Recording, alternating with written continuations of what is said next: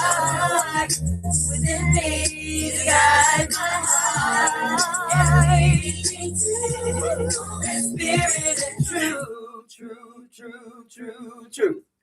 Spirit and truth, truth. Hey. Spirit and truth, truth. Spirit and truth. Shalom,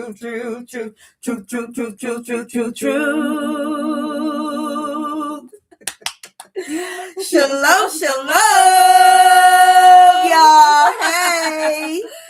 Woo. And Grand Rising. And welcome to Keeper of My Sis. Hey, girl. I'm Prophetess Yahca'Anna. And I'm Yasatari. And we welcome you in on this beautiful Truth-Filled Tuesday. We're over here, baby. Mm-hmm. They gonna get the truth. And nothing but the truth. So help us, YAHUAH. All praises. Yeah. We are so grateful to be in the land of the living, to be experiencing such a time as this. Come on. Woo-wee. Come on. A whole lot of truth being unrevealed. Come on. Ooh, a whole lot of deception being exposed. Oh, well. And we are so glad about it. Yes. I'm It's so amazing. excited. It's amazing. It is. And you know, it is wonderful to know that our Creator loves us so much that He would make sure that we would be given truth. Yeah. And given an opportunity to hear truth. Yeah. And to make changes in our lives. Come on. To be transformed. Yeah. To be healed. To be liberated. And to experience true freedom. Yes.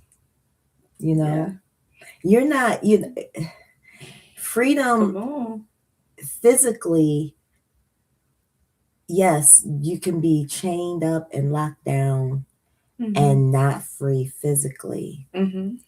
But if you are spiritually, mentally, emotionally, psychologically free, come on. That physical part coming next. Yes. That physical part is coming next. It starts here. It starts there. It starts there. And to know that here we are free. Yeah. No more of the religious bondage, no more of the world beast system, no more walking to the beat of this world. Yeah. That's freedom. Yes.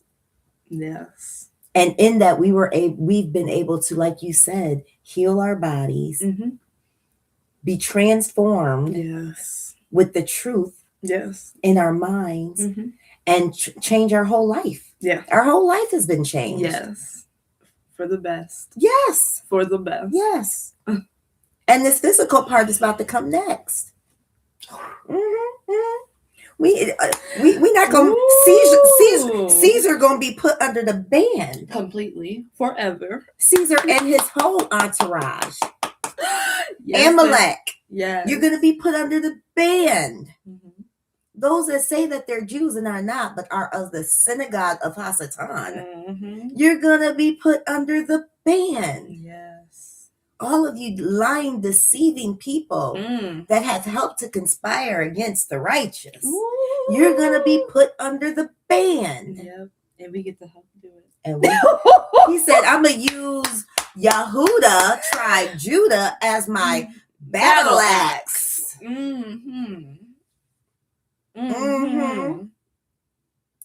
And what you did to my people gonna be done to you.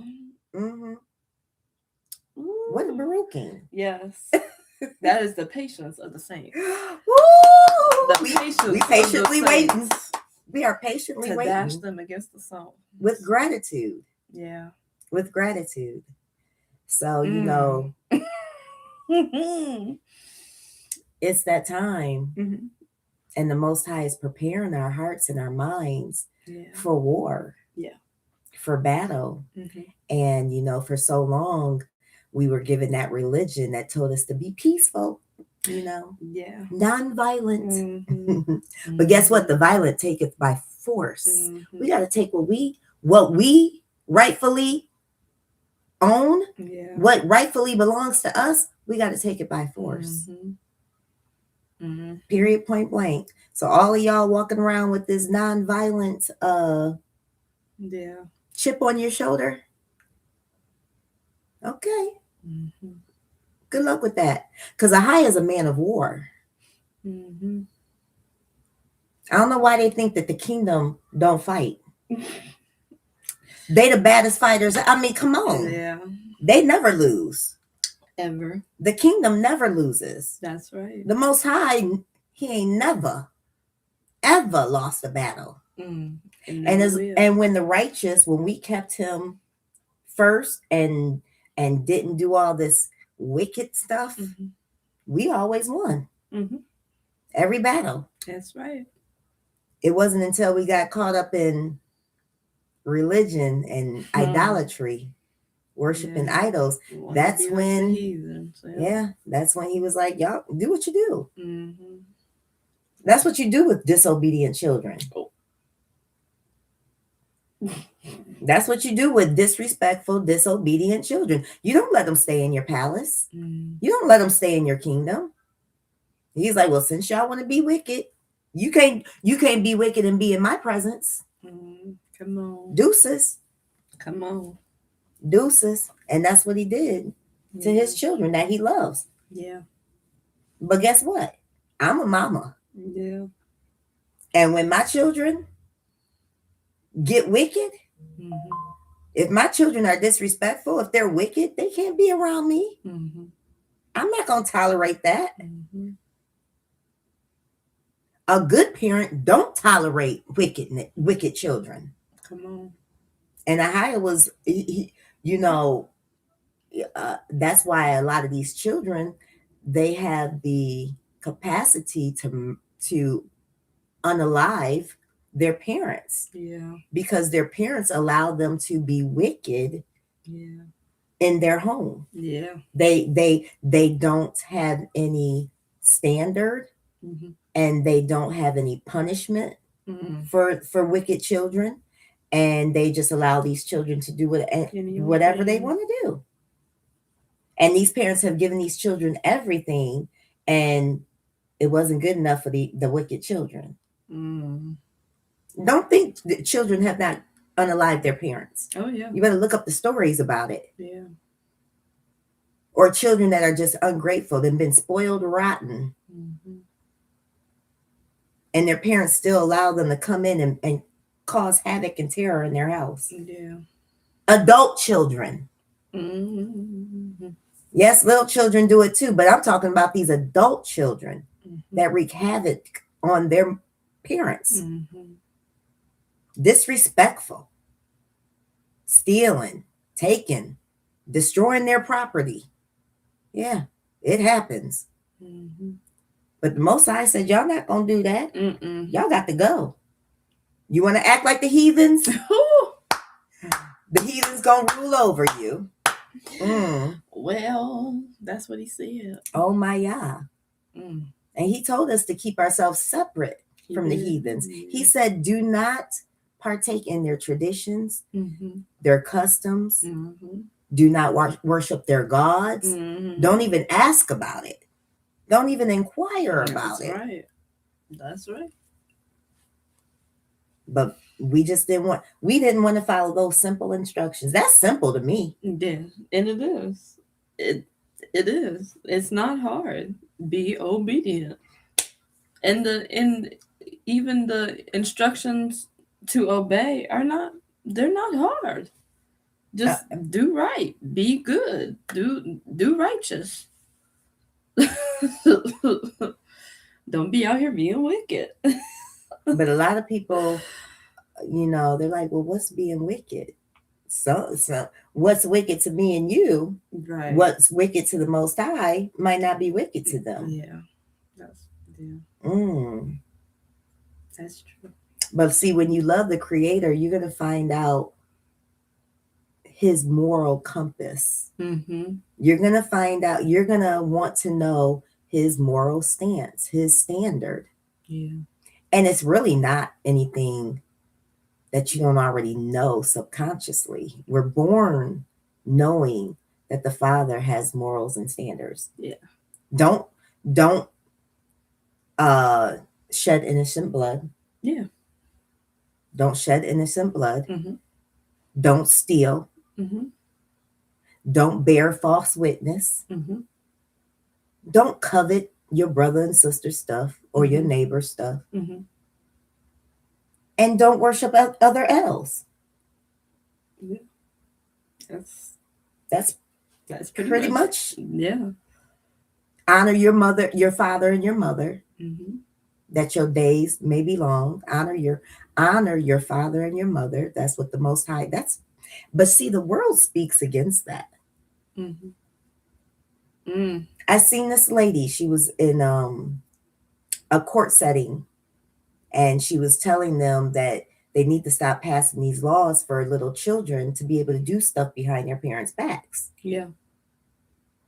These white folks is crazy. They're disgusting. It's a whole panel of white people. And it's a white mother up there at the panel. And she said, my 12-year-old daughter has access to what they call a breast suppressor. So the school will give your child, if your child goes to them and says, I want to be a boy. If your daughter says, I want to be a boy, they will finance and give her a breast compressor without the parents' permission. Wow. This is what they did to this woman's daughter. Wow. That's wicked. And then they also have for the boys penis things where they can tuck their penis into their rectal area. Oh yeah. Oh my. Yeah. They just not covering the girls. They covering the boys too. For a boy that says I want to be a girl. This ain't stuff that's being made up. No. This stuff is really happening. Yeah. You better be careful who's counseling, because some of these children are going to counselors. You better be careful who's counseling your child and what's happening in these counseling sessions. Yeah. What's being talked about in these counseling sessions. Yeah. Because you don't know what these people is saying to your child. And you have to understand, when you start giving your child over to these people, your child is looking at them as a superior authority figure, even over you, as their parent. You better be very careful, because a lot of these people, these folks will brainwash your children. It don't take much to sway an innocent mind. That's why the Most High tells you to train your child up in the way they should go. But we leave the training to the heathen, to our enemy. We leave training to our enemies. Be very careful. You got anything? That's just, I'm like, wow, they are really doing the most. Yeah. I mean, I've definitely heard of them trying to give more authority to the child over the parent, and which has brought a lot of disobedience among children, because their parents' hands are tied according to the law. But the lengths that they are going to is just that. Well, they don't even have to go far, because we have given these demons, these devils, we've given our children over to them. Yeah. And we've given them governmental power over us. Yeah. And guess what? We sit back and we comply with the stuff. Right. Instead of saying, no, this is not. We put these people, we put these people in office that are making these disgusting, sick laws. We put them in office. And continue to allow them to do it. And then we have the nerve to complain. Well, I can't even put Black Negro people on the panel, but white folks got the nerve to complain, but y'all the ones in control. You complaining about Bill Gates, but y'all steadily funding him. Right. You steadily letting it go down. Y'all kill everybody else, kill him. I'm just saying. You white people, y'all complaining. You complaining about the water. You complaining about the food, but you're the ones in control. It's your people. It's people that y'all love so much that y'all put in office. Y'all put in the legislators. Y'all put in Congress. Y'all put in as a president. Y'all put in as governors. Y'all put them people there. And everybody, and all of the people that's over the water system, the air system, the military, they're you, white people. Facts. Stop complaining when it's you.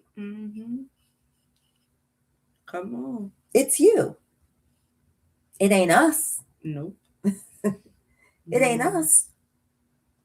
And now I can publicly announce with full 100% correctness that is you white people and y'all have joined hands with the Moabites, the Asian people, the Chinese, and the Japanese. It's y'all too.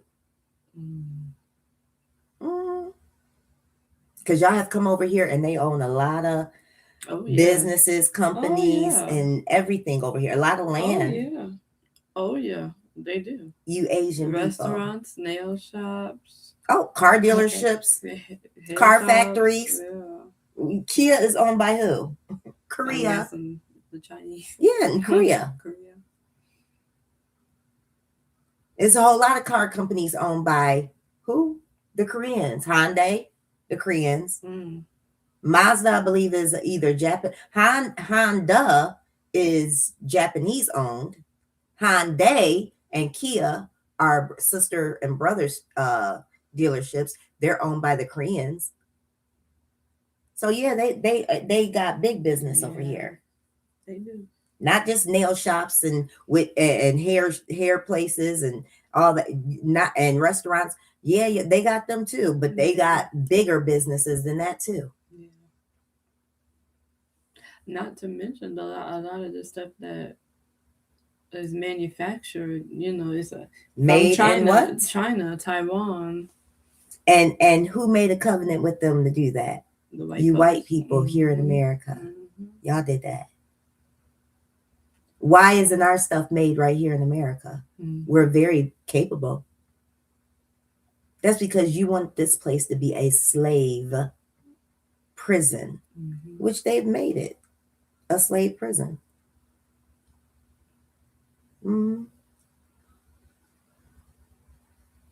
Yeah. You was in bed with our enemies. Our enemy was in bed with our enemy. You know what I'm saying? Even though the Asian people and the Americans, they really don't like each other either. Right. Asian people and white people don't really like each other. No. They like the power. Yeah. They like the skin color. Yeah. You know what I'm saying? Yeah. They don't really like each other. No, they don't. At all. No, they don't. They don't. But at the end of the day, y'all both are enemies. Ooh, come on. And y'all gonna be put under the ban. Completely. And forever. I want to read Obadiah. Okay. That out of that Bible. Y'all love the Bible. Let's read it. I want to read it out of that. The KJV? Yeah. Okay. Matter of fact, do this one. Okay. Yeah. Because y'all love, you heathen nations, you white people, you Asians, you so-called Mexicans and when I say white people, I'm talking about you fake ones that call yourself Jews. I'm talking about you Europeans, you British, you French, you Grecians, you Romans, you Italians. I'm clumping all y'all together because that's what you'll call yourselves. And you Asian people, and then all you other nations, you what are the West Indians? Is it the West East or East Indians? Over there by Africa. India. You people from India. Yeah. You're from India. I don't know what kind of Indians y'all call yourselves. That would be because we're technically West, so I guess East Indians or whatever. Yeah. The ones that come over here and open up the liquor stores. Oh, they call it Middle Eastern. You Arabs, all of y'all. Well, the East Indians and the Arabs are different. Them East Indians is down. The one from India. Yeah, like you India. said, the one from India. Yeah. But you Arabs and you East Indians, you come over here and open up business. Y'all all in the bed together with the white man. Every last one of y'all. And I know y'all get sick and tired of hearing me talk about that, but I don't care. It's the truth. Somebody needs to talk about it. Yeah. Why we always sitting around acting like this stuff not going on? Like these people haven't sat around and made tumults against us. Right. When they meet in the United Nations, we're not represented. But every other nation is represented. Guess what? To make a tumult against us. The Negro man, the Negro woman, the African, so-called African American man and woman, because we're not African Americans. We're the indigenous people of this place called Turtle Island, Tamaria. And we're also the people that of Israel that they call Jews. Them fake ones over there, they're not the real people. Yeah, our identity was stolen twice, not once, twice. Twice. But yeah, they're all in the bed together. We're gonna read this little chapter of Obadiah because y'all think a lot of talk about the what is it called? The identity thing that I sent you yesterday. The digital ID. The new digital ID that's coming out.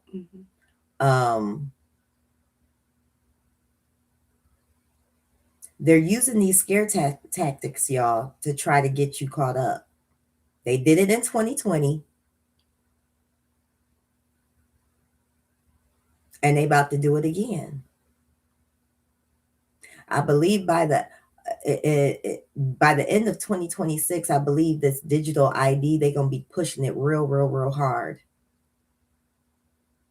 And eventually, within the next year or two, they're going to try to make it mandatory. What y'all going to do? Some of y'all don't know what the digital ID is. That's when they actually implant a chip in you. And you can either get a chip in your hand or in your head. And it's a barcode. And I know y'all say, oh, it's so funny how y'all say, oh, conspiracy theories. Oh, COVID was a conspiracy theory too, wasn't it? That conspiracy ended up being true also. Because conspiracy means hidden secret. Hidden secret. That's all it means.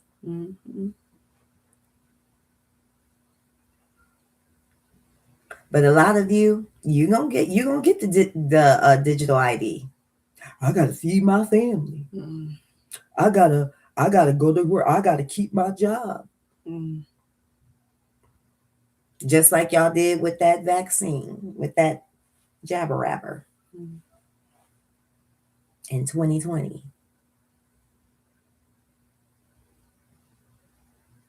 Fear. Mm-hmm. And it's crazy because sinister pastors, ministers Mm-hmm. was pushing it on you too. Mm-hmm. And they're going to do the same thing. Well, hopefully y'all dumbasses won't be dumbasses. Yes. And fall for the same okie doke. Come on. All right, you got something else to say? Mm-mm. Let's go on and read this Obadiah's. The book of Obadiah. The vision of Obadiah.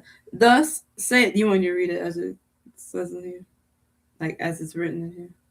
Yeah. We reading from the King James. Mm-hmm. And she gonna read exactly what it says out of the King James. This is not the Hebrewic scriptures. Okay. Because the Hebrewic scriptures switch them to the Hebrew names. She gonna read it the English way. Mm-hmm. So y'all understand. It says, the pride of Edom shall be humbled. And it say in Hebrews chapter 12, who is more proud than Esau? That's right. Yep. Who is more proud than Esau? Okay. The book of Obadiah. The pride of Edom shall be humbled. Let me tell y'all who Edom is. Edomites. They are the children of Esau. Mm-hmm. Amalek, those that call themselves Jews and are not, are the grandchildren of Esau. Mm-hmm. Amalek is them fake ones that's ruling the banks, ruling the media, ruling the entertainment business. That's Amalek. Those are the grandchildren of Esau. They're going to be put under the ban. That's right. All right, go ahead, sis. The vision of Obadiah. Oh, and to clarify, the Edomites or Edom are white people. Yeah. It even tells you that they come from the Caucasus Mountains. We're going to read it here. Mm-hmm. Go ahead, sister. Okay. The vision of Obadiah. Thus saith the Lord Jehovah concerning Edom. We have heard tidings from Jehovah, and an ambassador is sent among the nations, saying, arise ye, and let us rise up against her in battle. Y'all see my 1901 Bible is saying Jehovah. Can you believe that? Mm-hmm. So the older the Bible you get, the more it's going to be closer to the authentic. Now we know Jehovah is not his name, but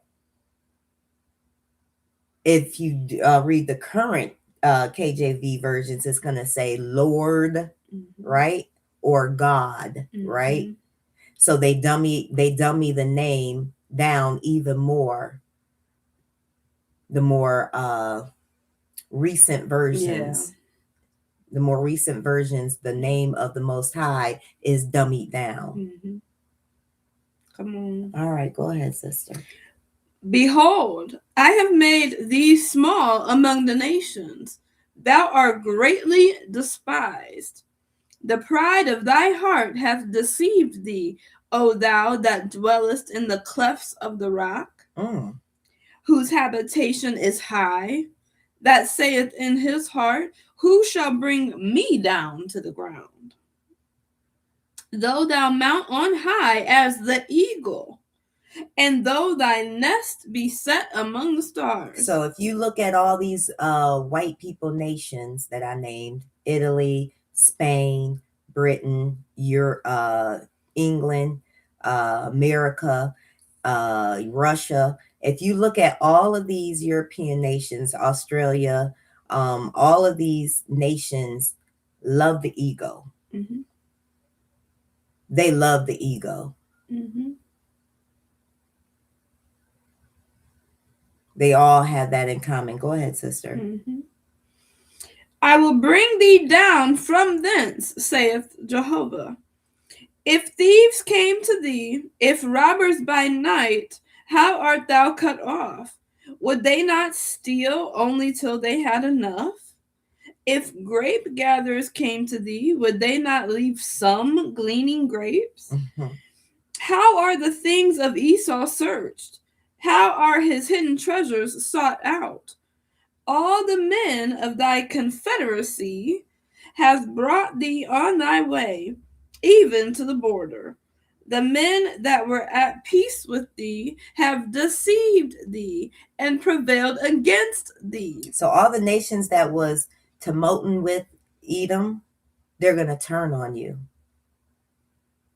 All the nations that was conspired with the European nations to come against our people, they're going to turn on you, Edom, you white people. All these other nations going to turn on your tail. Yes, they are. Yes, they are. That's what they're scared of. It's going to happen. That's in that Bible that y'all love so much that y'all don't read. Go ahead, sis. They that eat thy bread lay a snare under thee. There is no understanding in him.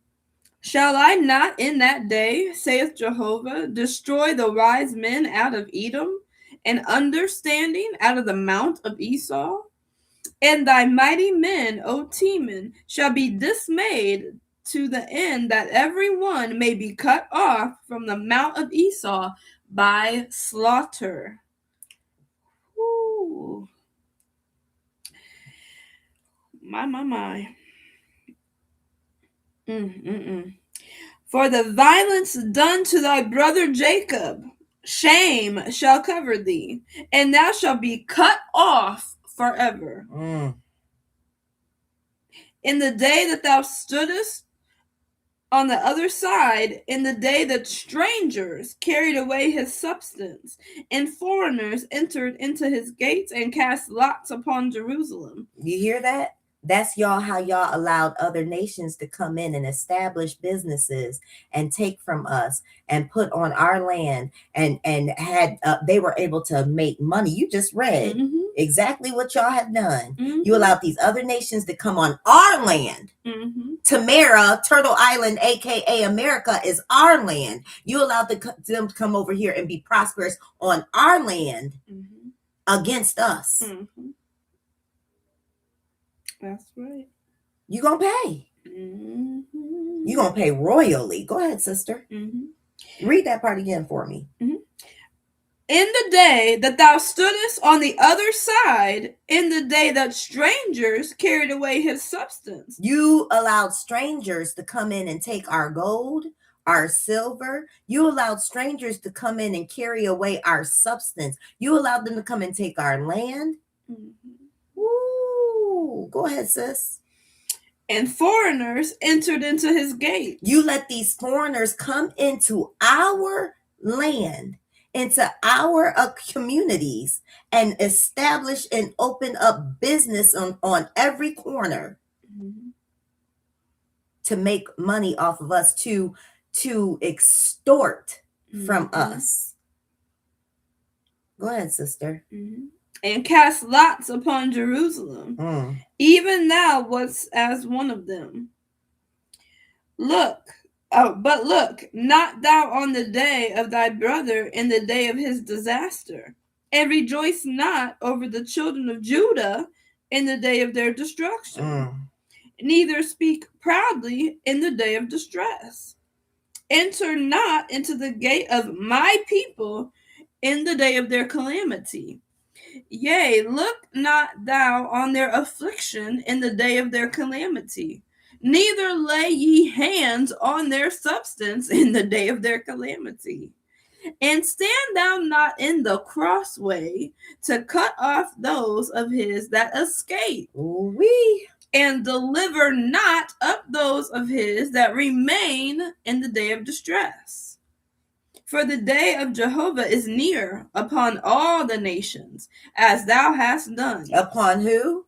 All the nations. Go ahead, sister. For the day of Jehovah is near upon all the nations. As thou hast done, it shall be done unto thee. Ooh. that's why they get mad when we read this Bible. The Bible y'all gave us, and we cling to those nuggets of truth because they don't want us to rejoice in the fact that everything that our enemies have done to us, what they've done to us, we are going to do to them. Yeah, it's gonna get back done. Read that part again. For the day of Jehovah is near upon all the nations.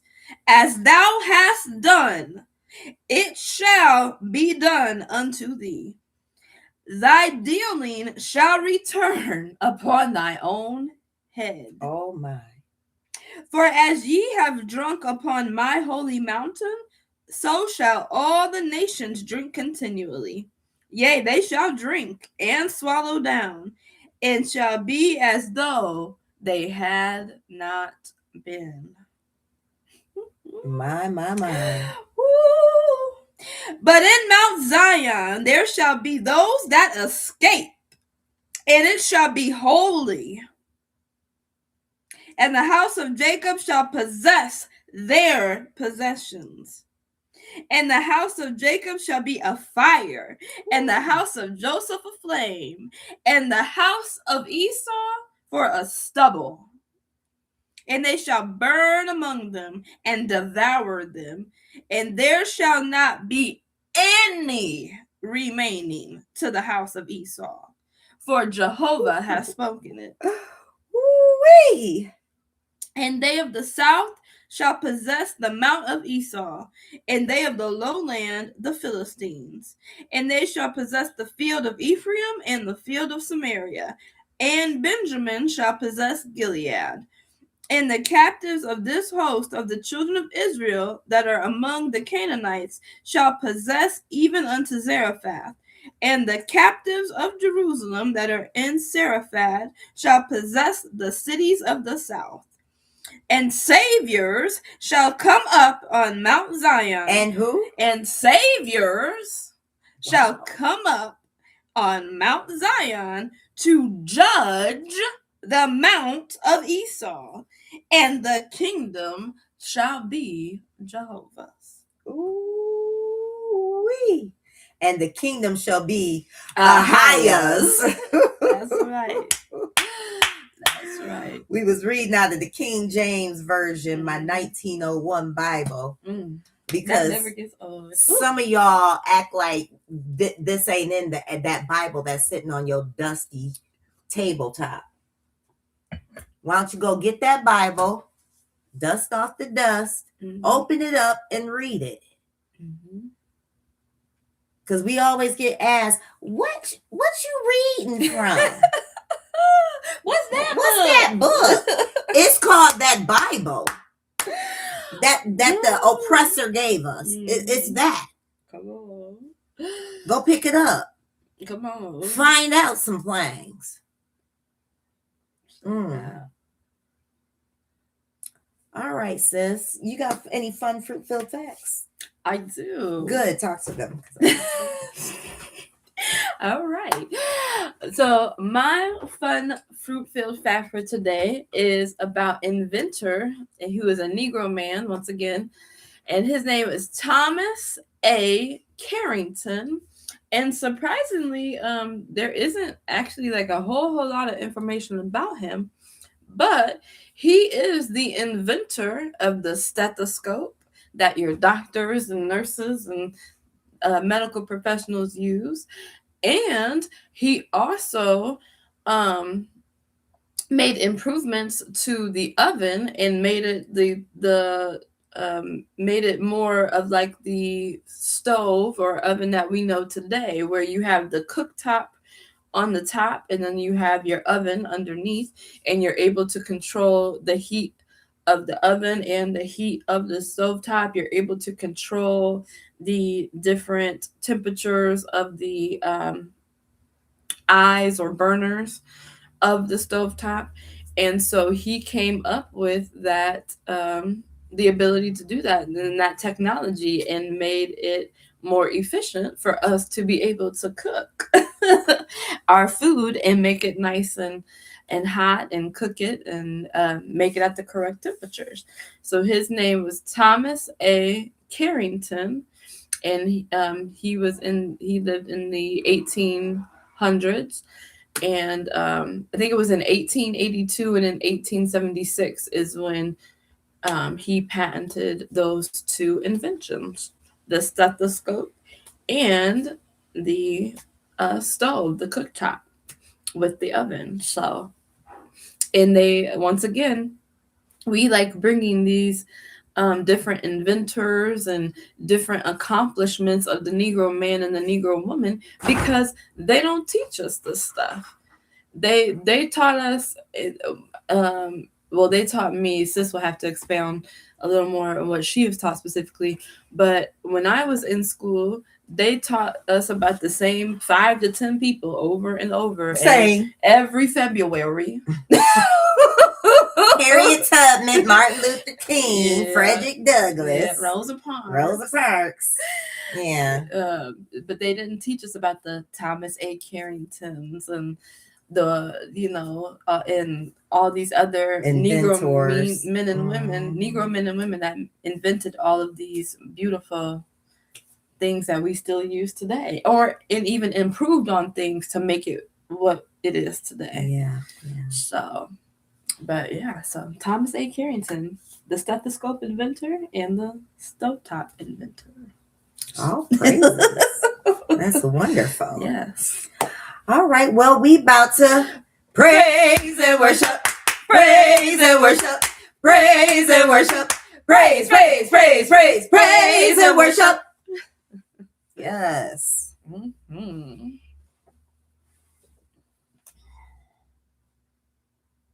No gas, no oil, no problem. Here's one system that handles it all. If you're looking to upgrade your heat... Come on, my brothers, my sisters. Let us lift up his name together. The name above all names. Rumamu Yahuwah. Yes. Rumamu Yahuwah.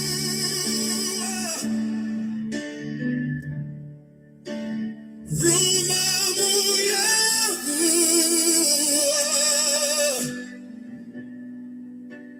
Rumamu Yahuwah.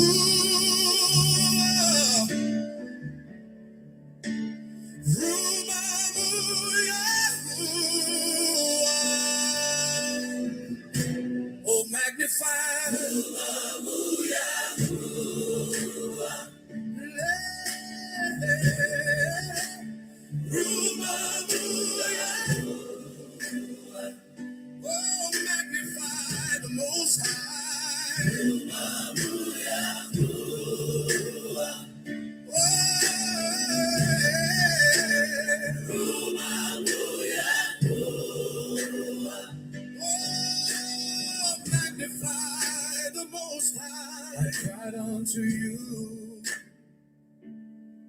and you heard me. You pulled me out from the pit, gave me shalom. Your name is a strong tower. Yes, it is. I run to. My heart will trust in you forever. True, he is good. He is good all the time. He delivers. Yes, he's mine. Taste and see that Yahuwah is good. And I will magnify him like I should.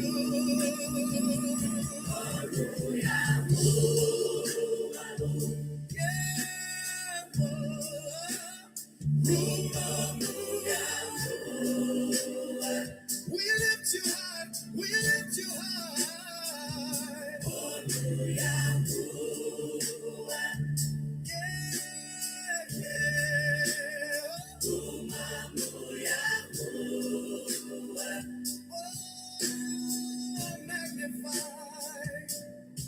He saved the soul from the snare of the dark. Put a new song of praise in my heart.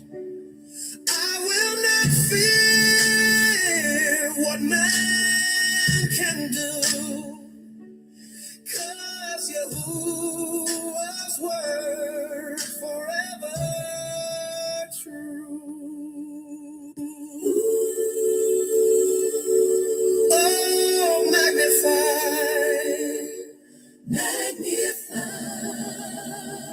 Let us lift his name together. Un-Whitewashed.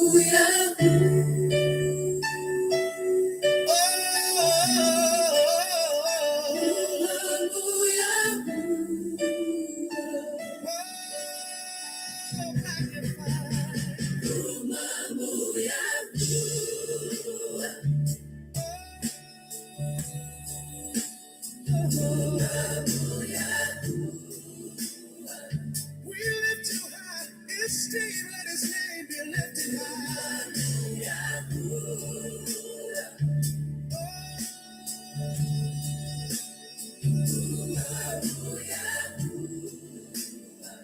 We lift you high, esteem, let his name be lifted high. Oh, praise. Yes, That was beautiful. praises. Toda for sharing that. That was beautiful. It was. My kids literally threatened to cut me off because I didn't have any savings at 67.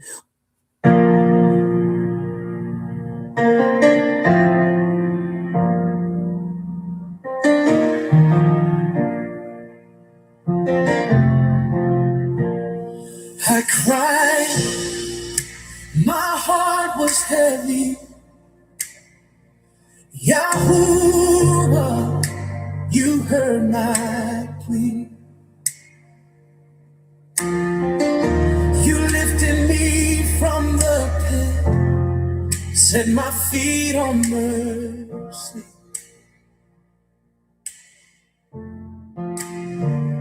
Your hand, Almighty One, worked wonders for me. I waited, and you answered faithfully.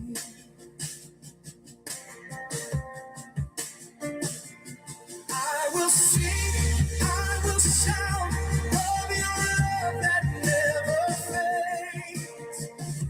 Your ways are higher, your truth is light that guides my days. Unfailing grace, never leave my side. Your love like rivers flows through the time. My rock, my redeemer, my heart's delight. Yahuwah, you are my soul, my strength, my life.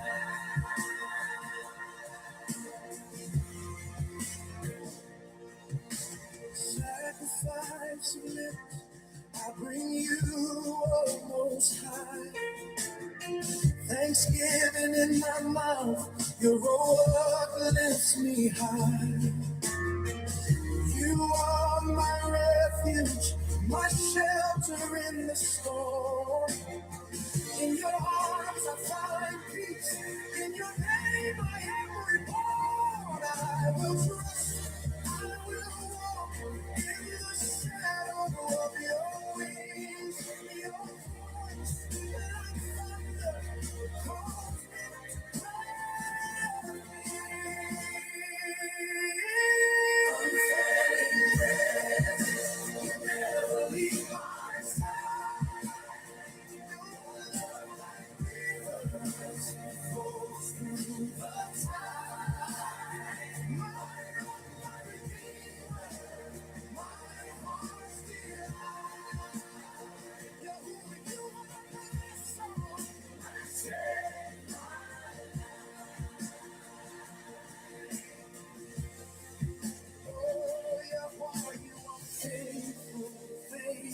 faithful, faithful. Your mercy is eternal, lifting me higher. I will proclaim your wonders, your esteem and fire forever. Your presence, my heart's true desire. Never leave my side. Your love like rivers flows through the time. My rock, my redeemer, my heart's delight. Yahuwah, you are my soul, my strength, my life. Unfailing grace, you never leave my side. Your love like rivers flows through the time. My rock, my redeemer, my heart's delight. Yahuwah, you are my soul, my strength, my life. I waited, and you heard me out. Unfailing presence, forever you are. All praises. Unfailing presence. Mm-hmm.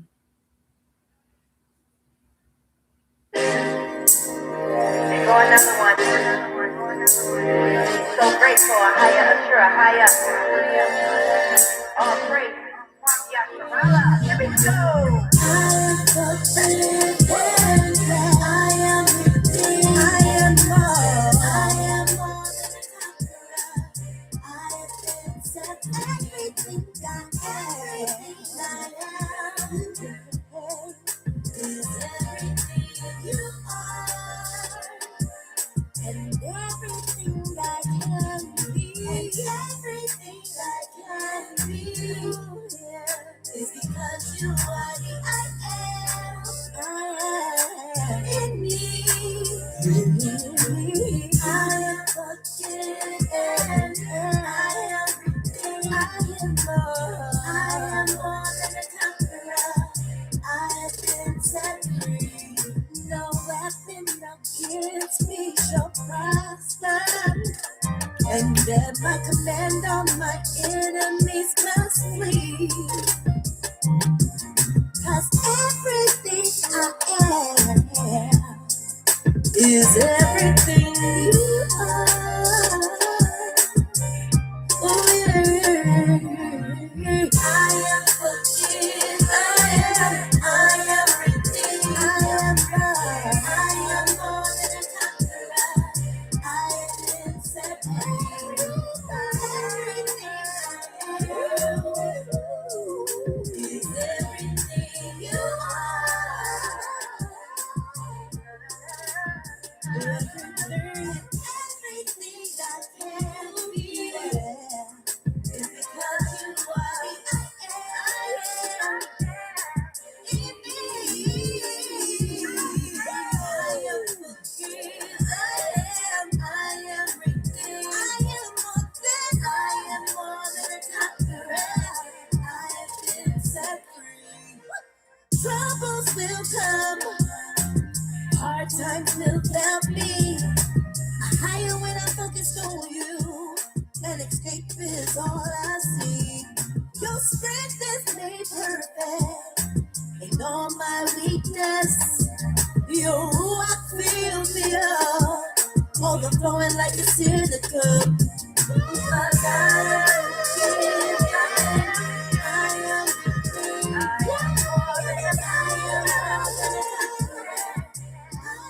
am set free. Everything I am, is everything you are.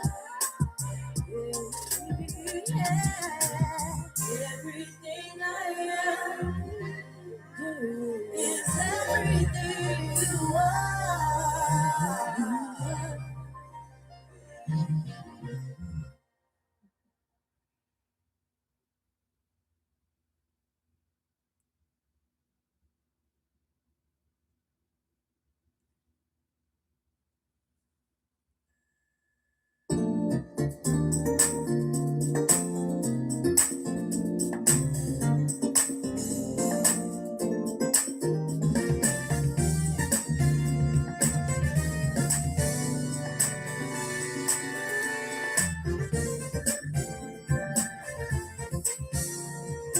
Oh, give thanks unto my Yah, for he is good. Yes, he is good. Oh, give thanks unto my Yah, for he is good. Yes, he is good. Oh, give thanks unto my Yah, for he is good. Yes, he is good. Oh, give thanks unto my Yah, for he is good. Yes, he is good. For he is worthy, worthy. For he is good. Yes, he is good. For he is worthy, worthy. For he is good. Yes, he is good. Oh, give thanks unto my Yah, for he is good. Yes, he is good. Oh, give thanks unto my Yah, for he is good. Yes, he is good. For he is worthy, worthy. For he is good. Yes, he is good. For he is worthy, worthy. For he is good. Yes, he is good. Oh, give thanks unto my Yah, for he is good. Yes, he is good. Oh, give thanks unto my Yah, for he is good. Yes, he is good. For he is worthy, worthy. For he is good. Yes, he is good. For he is worthy, worthy. For he is good. Yes, he is good. Oh, give thanks unto my Yah, for he is good. Yes, he is good. Oh, give thanks unto my Yah, for he is good. Yes, he is good. For he is worthy, worthy. For he is good. Yes, he is good. For he is worthy, worthy. For he is good. Yes, he is good. For he is worthy, worthy. For he is good. Yes, he is good. For he is worthy, worthy. For he is good. Yes, he is good.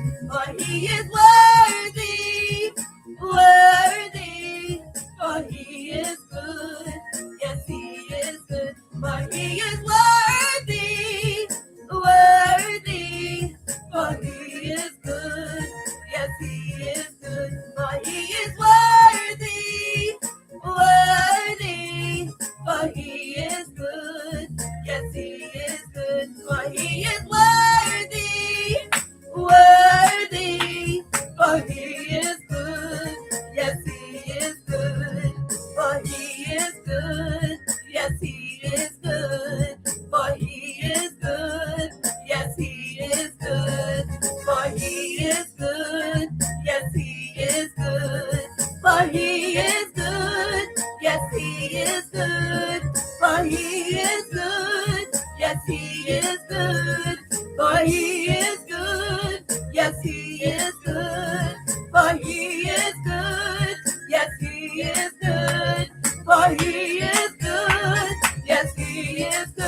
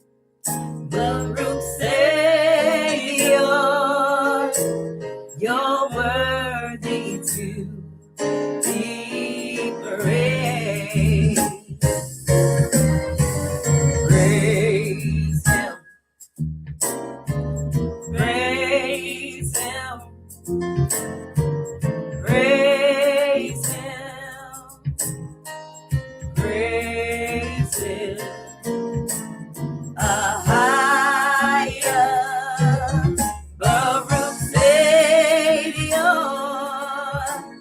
you're worthy to be praised. From the rising of the sun until the going down of the same. He's worthy, YAHUAH is worthy. He's worthy to be praised. Praise him, praise him. Oh, praise him, praise him. YAHUAH, Baruch Savior, you're worthy to be praised. Yah is my rock, hope of salvation,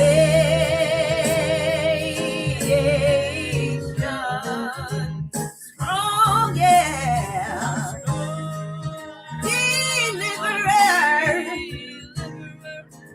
in him, yeah, will I always trust. Glory, yeah, glory, in all things, give a higher glory, a higher, Baruch Savior, he's worthy, yeah, be praised, hey, praise him, praise,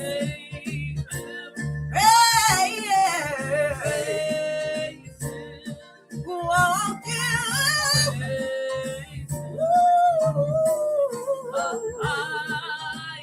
Baruch Savior, Savior, he's worthy to be praised. Praise, praise him, praise him, praise him, praise him.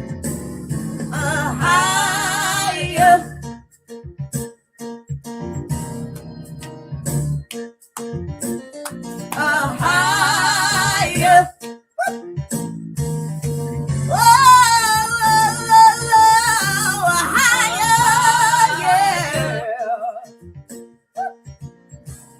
there's nobody like you, YAHUAH. No, no, no, no, no, no, no, no, no, no, no, no, YAHUAH. Woo! Can't nobody do me like YAHUAH. He's worthy of our praise. YAHUAH, Baruch Savior, he's worthy to be praised. He's worthy to be praised. He's worthy to be praised. He's worthy to be praised.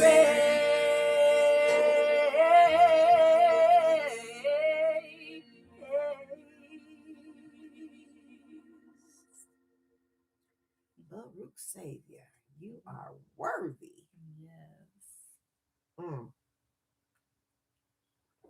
to be praised.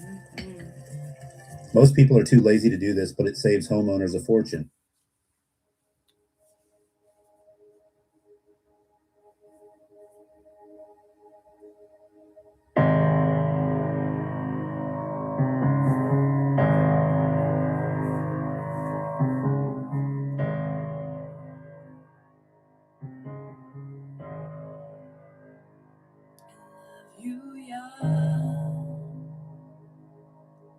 For your mercy never fails me. All my days I've been held in your hands. From the moment that I wake up until I lay my head, oh, I will sing of the goodness of Yah. 'Cause all my life you have been faithful, and all my life you have been so, so good. With every breath that I am able, oh, I will sing of the goodness of Yah. I love your voice. You have led me through the fire in darkest times. You are close like no other. I've known you as my father. I've known you as my friend. And I have lived in the goodness of Yah. 'Cause all my life you have been faithful. All my life you have been so, so good. With every breath that I am able, I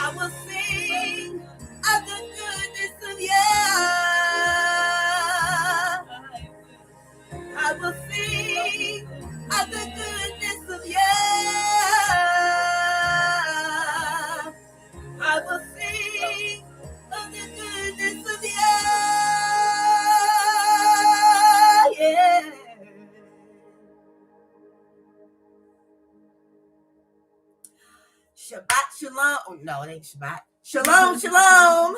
And welcome into Keeper of My Sis. We are going to get into our book, Black History, Black AF History, the Un-Whitewashed version, the Un-Whitewashed Truth. So we are on chapter 8, and we're going to get into this. Thank you for joining us. Thank you for being with us on today. We hope you are having a Baruch, aka blessed Grand Rising, blessed Booker Tov, and we're excited to bring this truth to you. We're excited to unveil things that we've never heard. We are excited to be in this time that we're in, to see the things that we are seeing, and to experience the things that we are experiencing. We about to be free, y'all. We're about to be free. All of this is not just happening. People are not just waking up and coming to a high vibrational level. People are not just coming into all this new revelation. People are not just unveiling all the deception that we were in for no reason. It's because freedom is coming for the righteous. Freedom is coming for the Most High's chosen people. And this is a beautiful time we are in. It is time for us to set your hearts right, set your minds right, get yourself together mentally, physically, spiritually, emotionally, and get yourself prepared for what's about to happen, because it is about to be some things we've never seen before. I mean, we're already experiencing weird stuff that we've never encountered in this so-called land called America, in the government, in the school systems, and we're just seeing a lot of weird things going on, things that is really identifiers to our freedom, to our liberty. And so we just need to prepare our hearts, and don't fall for the antics, don't fall for the tactics. There's a lot of scare tactics out there, you know what I'm saying? But we do understand that they're going to try to push the beast system, you taking the mark of the beast. They're going to try to push this on you. And the mark of the beast is just not one thing. It's a collective of things. You know what I'm saying? It's a collective of things. And just be wise, get locked into the source so the Ruach HaKodesh can flow through you and reveal to you the truths, the do's and the don'ts. We're living in a time now where if you spiritually are not connected, you're going to not know what to do and what not to do. Let me repeat that. If you're not spiritually connected to the righteous source, you're not going to know what to do and what not to do. See, a lot of y'all in 2020, you thought you was connected to the source. You thought you was connected to that dude named Jesus, right? A lot of folks thought they was connected to the source, didn't they? Mm-hmm. And y'all fell for the okie doke in 2020 and was getting them jabs. Mm-hmm. Don't fall for the okie doke. Because see, if you was truly filled with the Ruach HaKodesh, the Spirit of the Most High, you wouldn't have fell for that. I'm just saying, I'm just speaking truth. And truth hurts. So it's time for you to get yourself connected to the source. So when your spirit say, don't do that, you trust the Spirit of the Most High Creator that's inside of you. Don't take that. Don't drink that. Don't eat that. Don't partake in that. Don't put your name on that. Yeah. You ain't got to believe me. You ain't got to believe me. All right, sis, let's go. All right. We are on chapter 8. It's called Construction. In describing the nation's post-Civil War era, the bloodshed by innocent Black victims of white terrorism often becomes the focal point in the retelling of Black history. For the first time since the inept English searched for jewel fruit trees on the Virginia shore, the white man imagined a world that did not belong to them. Dispossessed of their human property, their wealth, and their honor, the planters and the poor Confederates were left only with the solidarity of their skin. He turned, therefore, from war service to guerrilla warfare, particularly against Negroes, Du Bois wrote. He joined eagerly secret organizations like the Ku Klux Klan, which fed his vanity by making him co-worker with the white planter, and gave him a chance to maintain his race superiority by killing and intimidating niggers, and even in secret forays of his own, he could drive away the She said that with a hard R. That's what it say. Oh, goodness. And even in secret forays of his own, he could drive away the planters' black help, leaving the land open to white labor. Or he could murder two successful freedmen. But that is what they did to us, not what we did. After the Great War for white supremacy, our forefathers brought forth on this continent a new nation. This Black America, conceived in their hearts and built by their unchained hands, was at once the paramount dream of the ex-slave and the ultimate realization of every white Southerner's fears. At the Negro's feet lay a tattered and smoldering South, yet ripe with the fruit of liberty and unending opportunity, ready to be redefined. Land of the thief, home of the slave. Motherless children seize a hard time when their mama's gone. Motherless children seize a hard time when their mama's gone. Lord, why would you make this world so cold? They ain't got no place to go. Motherless children seize a hard time when their mama's gone. If ever there was a metaphor for America, it is the story of the estate located at the intersection of Ashley River, Wapoo Creek, and Stono River. When William Wallace McLeod purchased the estate in 1851, he had no idea that his new asset was already one of the most important plots of land in the history of America. The McLeod plantation was on James Island, South Carolina, just outside Charleston, a short walk from where Jimmy started the Stono Rebellion in 1739. It served as the base for the Black pioneers during the siege of Charleston in the American Revolution. According to slave schedules between 1851 and 1865, McLeod forced 95 different human beings to work 6 days a week on the new property, roughly the size of the Harlem section of Manhattan. Violence was necessary. After buying his new slice of earth for enslaving, Mr. McLeod transformed his new land into a producer of South Carolina's most lucrative product. Ain't it funny how the oppressor, white folks, are allowed to be violent?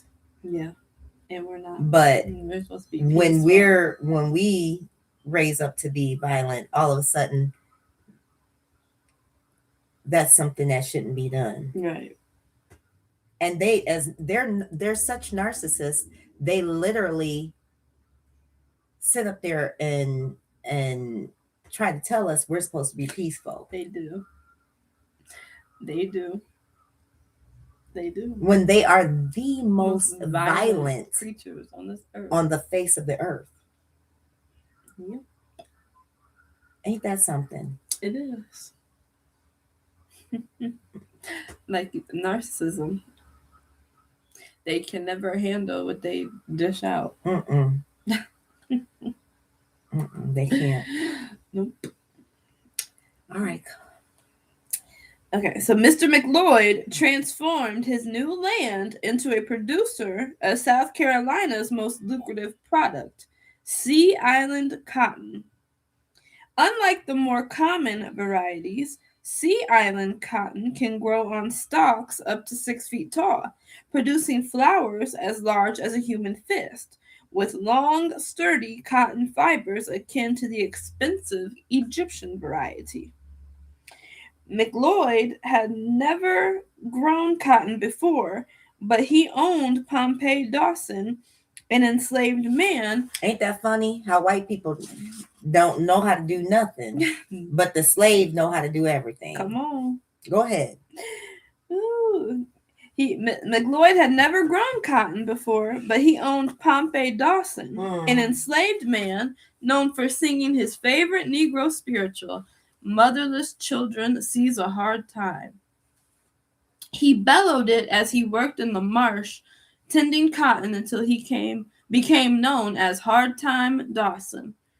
Although he had been enslaved for all of his life, Hard Time was one of America's foremost Sea Island cotton specialists. Bolstered by Hard Time's intellectual property, McLeod's farm became one of the most prosperous forced labor enterprises in South Carolina. While it was just the 5th largest plantation on James Island in acreage, it ranked 3rd in the value of livestock, 2nd in the value of its produce harvest, and 1st in Sea Island cotton production. Hard Time was married with 4 children, the oldest of whom was William Dawson, who likely marched to McLeod Plantation blindfolded and barefoot like most of the human beings McLeod purchased from Charleston Harbor, the country's busiest slave trading port.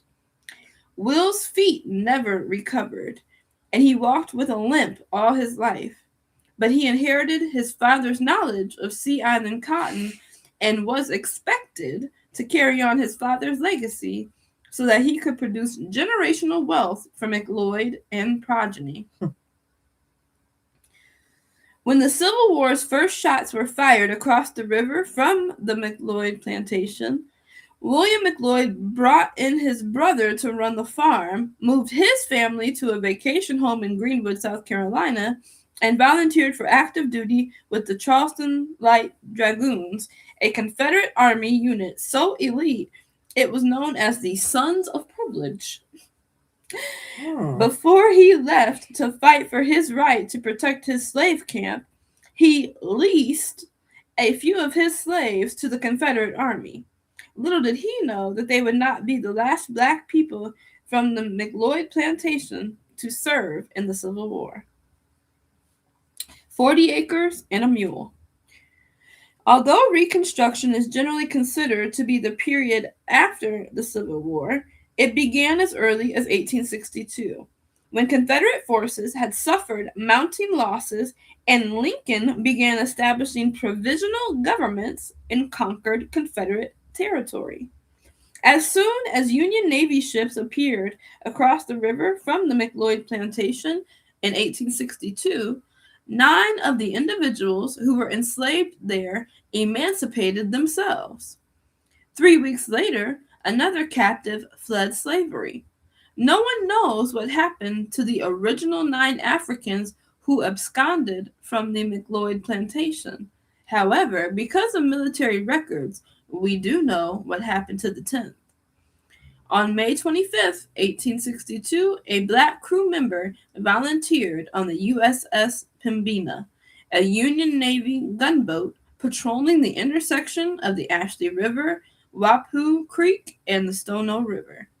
He proved himself an invaluable navigator and served aboard the USS Wabash, a Union steam frigate, until October of 1865.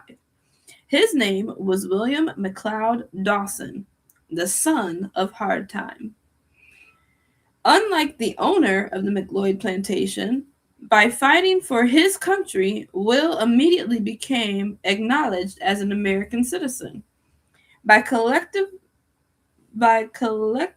deciding to kill their countrymen in order to continue the 200-year tradition of terrorizing and owning black people, the Confederates had formally renounced their citizenship to become citizens of the Confederate States of America. McLeod and others were now traitors in their own land. Post-secession, in order to restore the Union he promised to keep intact, Lincoln had to decide how he could create a path to regaining citizenship for the Southern turncoats. The radical Republicans proposed the Wade-Davis Bill, which said that in order for a state to be readmitted to the Union, it would need to institute a ban on slavery in its constitution and have a majority of its voters take an oath of allegiance. Yet, after the Wade-Davis Bill passed the House and the Senate, Lincoln refused to sign it.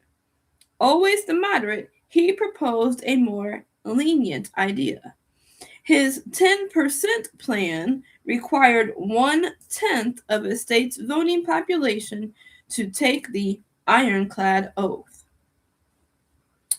I do solemnly swear or affirm that I have never voluntarily borne arms against the United States since I have been a citizen thereof, that I have voluntarily given no aid, countenance, counsel, or encouragement to persons engaged in armed hostility thereto, that I have neither sought nor accepted nor attempted to exercise the functions of any office whatever under any authority or pretended authority in hostility of the United States, that I have not yielded a voluntary support to any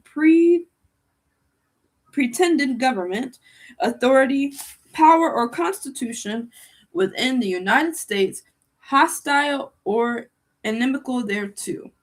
And I do further swear or affirm that to the best of my knowledge and ability, I will support and defend the Constitution of the United States against all enemies, foreign and domestic, that I will bear true faith and allegiance to the same, that I take this obligation freely without any mental reservation or purpose of evasion, and that I will well and faithfully discharge the duties of the office on which I am about to enter, so help me God. As this bill languished, the radical Republicans planned to require abolition as a term of readmission was rendered moot on January 31st, 1865, when Congress passed the 13th Amendment to the Constitution. The new amendment declared neither slavery nor involuntary servitude, except as a punishment for crime whereof the party shall have been duly convicted, shall exist within the United States, or any place subject to their jurisdiction. This, not Lincoln's magical Emancipation Proclamation, is what legally finally outlawed slavery in the United States. And with that came freedom, but also great ambiguity about the status of these newly freed men and women. The Constitution had never defined citizenship, leaving the new freedmen with no national status, surrounded by an angry and violent white population that had been defeated in part by their former servants. Until this point, whether freed slaves could vote, own property, or even if they had rights, had been defined by individual states. Rhode Island had allowed Black people to vote since 1842, while Pennsylvania had rescinded its state laws granting Black citizens access to the ballot because Philadelphia, the state's largest city, was becoming majority Black. And in the wake of the constitutional amendment, with its sweeping proposition of the illegal nature of slavery, an entirely new discussion needed to be had about these freed men and women. On March 3rd, 1865, Congress created the Bureau of Refugees, Freedmen, and Abandoned Lands. Under the direction of the Secretary of War, the Freedmen's Bureau was intended to last for 1 year and direct such issues of provisions, clothing, and fuel as he may deem needful for the immediate and temporary shelter and supply of destitute and suffering refugees and freedmen and their wives and children. The Union Army seized the land, and the Freedmen's Bureau set up their South Carolina office at a plantation just outside of Charleston, at the intersection of the Ashley River, Wapoo Creek, and the Stono River on the McLeod plantation. As Lincoln was struggling to come up with a plan for how to discipline the unpatriotic white Southerners, Secretary of War Edwin Stanton and General William Sherman met with 20 black ministers in Savannah, Georgia, to discuss the fate of the emancipated Americans. The main spokesperson, 67-year-old Garrison Frazier, had one request: to have land and turn it and till it by our own labor. Of the 20 black leaders, all but one confessed that their deepest desire was to live separate from whites. Armed with the Freedmen's Bureau's language that gave him the authority to set apart for the use of loyal refugees and freedmen such tracts of land within the insurrectionary states as shall have been abandoned, acquired title by confiscation or sale or otherwise. In January 1865, General William Tecumseh Sherman, commander of the military division of the Mississippi, issued Special Field Orders Number 15.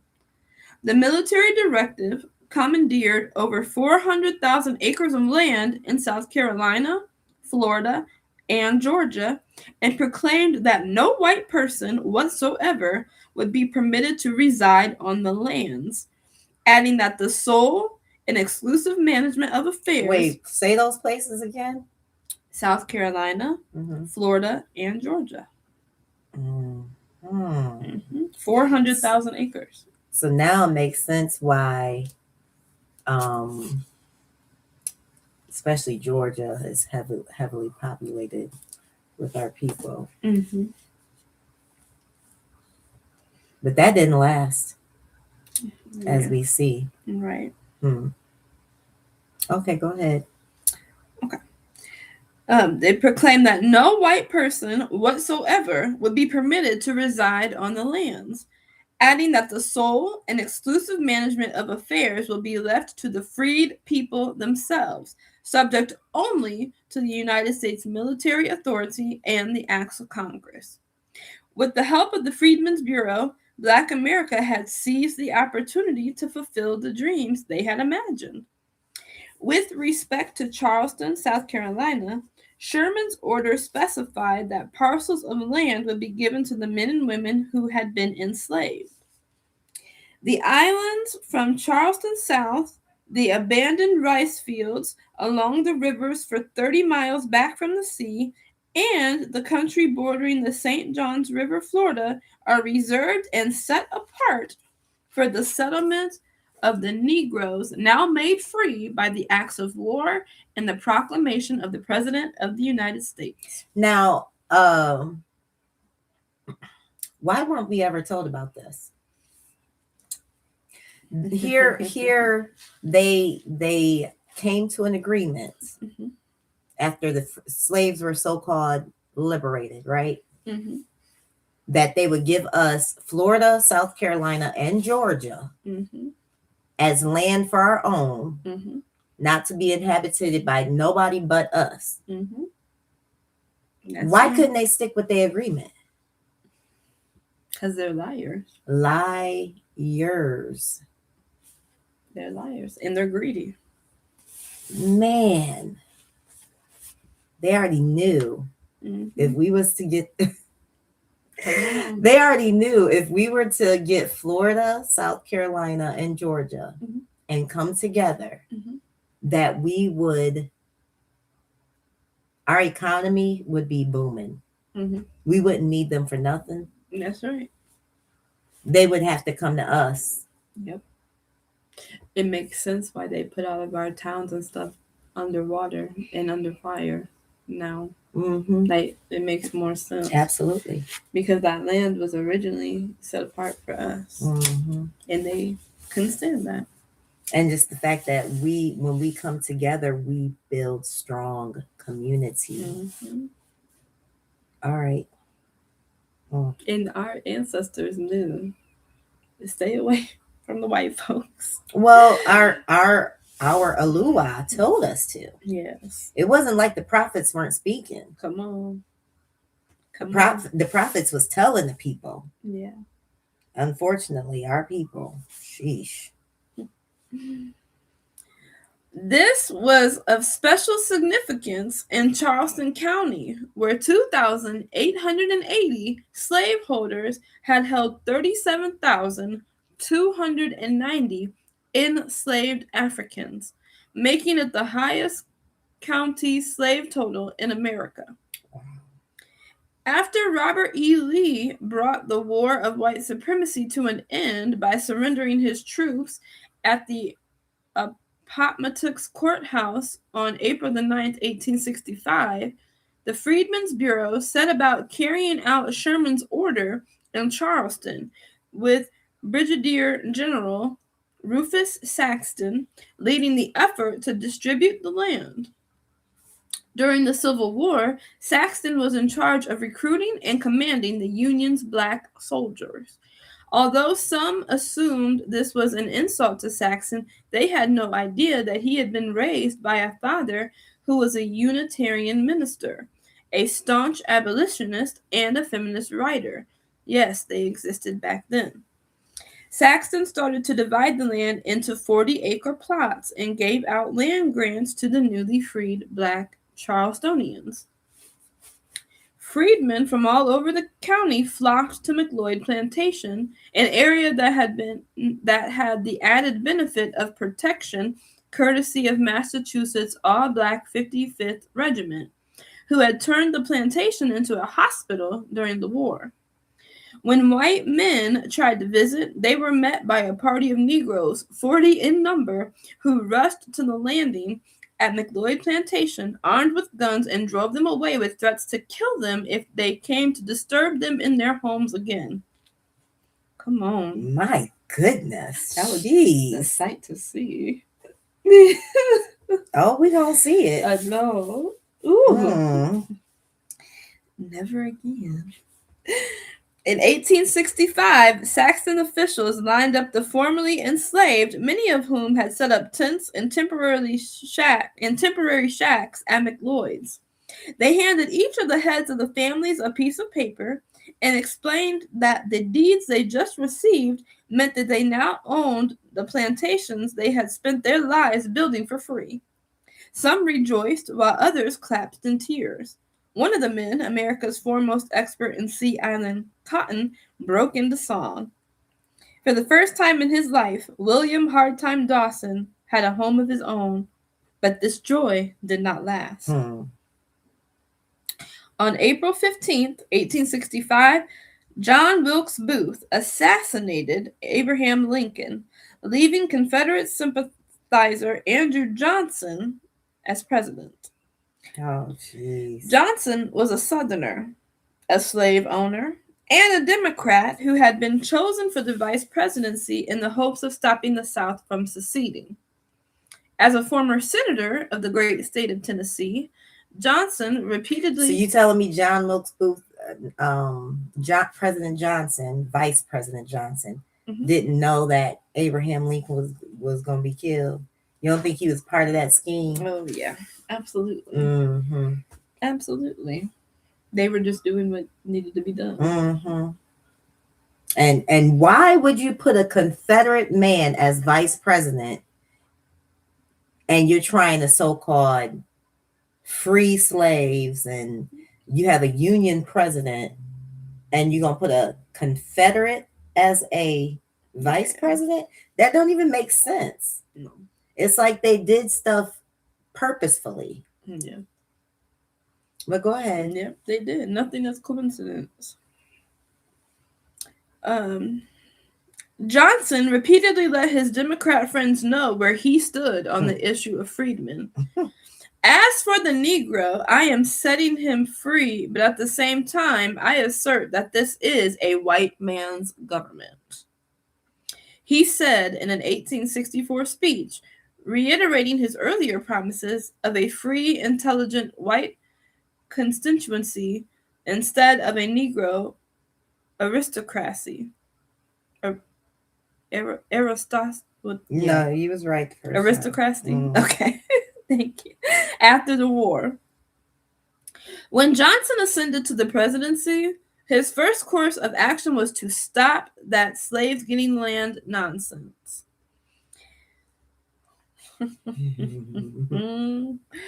Woo-wee! As second in charge of the new Bureau of Refugees, Freedmen, and Abandoned Lands, Brigadier General Saxon refused to comply with Johnson's orders, writing that the faith of the government is solemnly pledged to these people who have been faithful to it, and we have no right now to dispossess them of their lands. Come on. Johnson fired him. Wow. As soon as he became president, Johnson pardoned every Confederate traitor who was willing to swear their allegiance to the United States and gave them back their land. And because Sherman's order was only legal under the Wars Power Act, as commander-in-chief, Johnson simply rescinded it. On March 7th, 1866, the Charleston office of the Bureau informed Charleston's white plantation owners who had been dispossessed of their real estate after becoming official traders to their country that they could return to their plantations as long as they shared with the former slaves, issuing General Order Number 9. Shared what? As like they had to share as long as they shared the land back with the slaves. Yeah. So I guess this is where the name sharecroppers came in. Probably. That makes sense. Go ahead. So this is General Order Number 9. Number 1, the former owners of land upon the Sea Islands will be permitted to return and occupy their lands or a portion of them, subject to the terms and conditions hereinafter specified. Number 2, neither owners of lands nor freed people will be allowed to make use of threats against each other or the authority of the United States, or to do anything to disturb peace on said islands, but all disputes will be referred to Major Cornelius for adjudication. Number 3, grants of land made to the freed people in good faith by proper authority or occupied by them will be held as good and valid until changed or modified by competent authority. But Major Cornelius may set apart and consolidate them contiguous to each other on one portion of the plantation, in such manner as to give the freed people a part possessing average fertility and other advantages. In July 1866, Congress agreed to reauthorize the Freedmen's Bureau while stipulating that all the confiscated lands would be returned to the original owners. For nearly 2 years, Black people in South Carolina's Low Country actually owned the land on which they had been enslaved. On James Island, America's slave capital, most of the land had been redistributed to the former slaves before it was taken away. But now these freed men were surrounded by angry Confederates whose land had been taken back by Black repo men. And in those 2 years, they had all tasted Black power. Black power. The formerly enslaved knew what it took to sustain themselves in the country they now co-owned. It's not like the Black populace suddenly lost the skills they used to build the immense wealth for South slave owners. They knew that farming could be profitable, and they were not afraid of the work. They understood that they had previously been forbidden to read because education was an essential component to success. They were aware that wealth came from land ownership. They knew how to gain and maintain power. Some of the formerly enslaved refused the compromise to work for their former masters. Some seized abandoned lands of Civil War soldiers who had died in the war. Others purchased property from the financially strapped former planter class. When President Andrew Johnson restored land to the former enslavers, some had already earned enough money to move off of the McLeod farm. By 1867, all the white plantation owners of James Island had regained their property except for the children of William Wallace McLeod. McLeod had died on his way home from the Civil War, and his estate was tied up in legal issues until 1880. Luckily, the formerly enslaved folks of McLeod, including William and Hardtime, had assistance fighting for what was rightfully theirs from the Freedmen's Bureau, which was then under the direction of General Oliver Howard, a Civil War hero.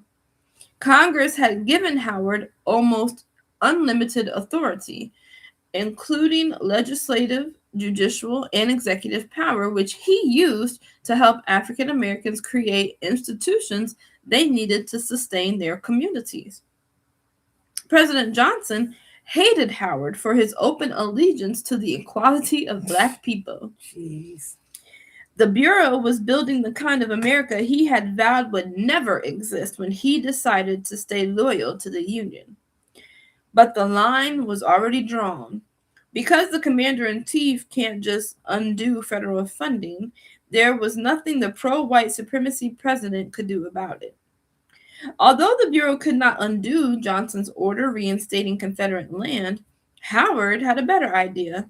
He introduced a set of minimum wages for Black laborers who still worked on their former owner's property. Oh, that's where that came from. Mm-hmm. To further secure their financial independence, he formalized contracts between Black workers and their employers. Because of this, Hardtime was still able to purchase his own piece of land, and Will was able to get a pension while working as a laborer at the McLeod plantation. They both kept their money in the Freedmen's Savings Bank, which held the savings of approximately 70,000 mostly Black depositors in more than 37 locations across 17 states. Mm-hmm. Wow. Yeah, where's our money? Where's the Freedmen Bank? They destroyed it. They stole. Well, they stole it. Yeah. They stole our money. Yep. They stole our money. 70,000. banks across the country. Mm-hmm. Where's our money at? They stole it. Go ahead. The white people stole it and are hoarding it, but it's coming back to us. One of the most significant components of the Freedmen's Bureau was its education initiative, which built more than 1,000 Black schools throughout the nation and allocated $400,000 towards the training of their teachers. By the end of 1865, more than 90,000 students attended Freedmen schools, with an attendance rate eclipsing 80% of the school-age population. For some reason, the white administrators were astounded by the Black pupils' natural thirst for knowledge. General Howard didn't just fund these projects, he empowered Black communities, providing the resources for them to build and maintain these institutions for themselves. He was intentional about creating a class of Black teachers and theologians, essentially seeding the country with churches that would build more schools and educators to fill the vacancies. Freedmen's Bureau's agents scouted organizations and churches that were already engaged in educating formerly enslaved people and funded their efforts. In conjunction... That's awesome. That's wonderful. Yes, okay, go ahead. It is. In conjunction with the American Missionary Association, The Bureau sponsored 24 institutions of higher learning for African Americans, including Fisk University, Clark Atlanta University, and of course, Howard University. That's where my niece Riley, she goes to Howard. That's awesome. In 1869, on the land where they had at one point worshipped in a tent made with tree branches and paper bags, Pappy White and a few of the men and women who were formerly enslaved at McLeod's and the nearby plantations christened a platform and began building what is now known as Payne Reformed Methodist Union Episcopal. Here's that word again. Episcopal Church, Payne RMUE, on Camp Road in James Island. They arranged to purchase the property from the owners of the Seabrook Plantation in 1875, paying $1 a year for 95 years. Pappy White's granddaughter, Ida White Moore, learned how to read at Three Trees Elementary, a 3-room school on James Island founded by former slaves. As Payne RMUE's researcher and historian, she preserved many of the records that we rely on today. By 1868, Charleston, a city that had thrived on slave trading and slave labor, was now being controlled by its black majority. Africans took their own produce to the market. Workers unionized. Generations were becoming educated. They had financial independence and social mobility, which angered white men even more. That's so crazy. That is just jealous. Mm-hmm. Just jealous. Go ahead. Du Bois explained of the white Southerners' fears. If a free, educated black citizen and voter could be brought upon the stage, this would in itself be the worst conceivable thing on earth. Worse than shiftless, unprofitable labor, worse than ignorance, worse than crime. It would lead inevitably to a mulatto South and the eventual ruin of all civilization. The worst conceivable thing on earth happened. Because the Confederate States were not represented in the federal legislature, radical Republicans dominated Congress, and on July 9th, 1868, another constitutional amendment was ratified. For the first time in American history, the federal government explicitly defined American citizenship, declaring all persons born or naturalized in the United States and subject to the jurisdiction thereof are citizens of the United States and of the state wherein they reside. The ex-slaves were not just free. The 14th Amendment constitutionally guaranteed them all the equal protection of the laws previously afforded to white men. Almost 8 months later, the 15th Amendment declared the rights of citizens of the United States to vote shall not be denied or abridged by the United States or by any state on account of race, color, or previous condition of servitude. African Americans registered to vote in droves. South Carolina's black voters quickly outnumbered whites. In 1868, the black majority elected Francis Lewis Cardozo as the South Carolina Secretary of State. Howard and the American Missionary Association had sent Cardozo to the state to establish freedmen's schools in South Carolina before he became the first African American to hold a statewide office in the United States. Black voters also sent Richard Kane, superintendent of AME missions and pastor of the historic Emmanuel AME Church in Charleston, to the South Carolina State Senate. In the State House of Representatives was Union veteran and hero, the notorious Robert Smalls. By 1870, Lieutenant Governor of South Carolina was black. A black man was on the state's Supreme Court. And the State House of Representatives was majority black. 47% were from Charleston. And as soon as they ascended into office, they started exercising black power. Ooh, what happened? A black aristocracy had entered the chat. On March 27th, 1869, State Senator Kane created the South Carolina Land Commission to help the freedmen own the property they were farming. Essentially, the state government bought the land, and the black borrowers were only responsible for the interest and the taxes for the first 3 years. If the borrower paid the loan off in 8 years, they received the title. If not, they could still lease the land. In 7 years, 14,000 formerly enslaved African Americans owned land in South Carolina. Benjamin Randolph, another South Carolinian who became one of the first black men to serve as a presidential elector, crowed about the success. Randolph eventually helped create the state's first universal public education system while working with the Freedmen's Bureau. And this wasn't just a phenomenon in South Carolina. In Mississippi and Louisiana, black voter registration exceeded 90%. Hiram Rhodes Reville became the first black man to serve in the U.S. Senate, representing Mississippi. In 1872, Louisiana's Pinckney Benton Stewart Pinchback, that's a name, became the first African American to govern a state. Between 1870 and 1884, 15 black men were elected to the U.S. House of Representatives, and more than 300 served in state legislatures.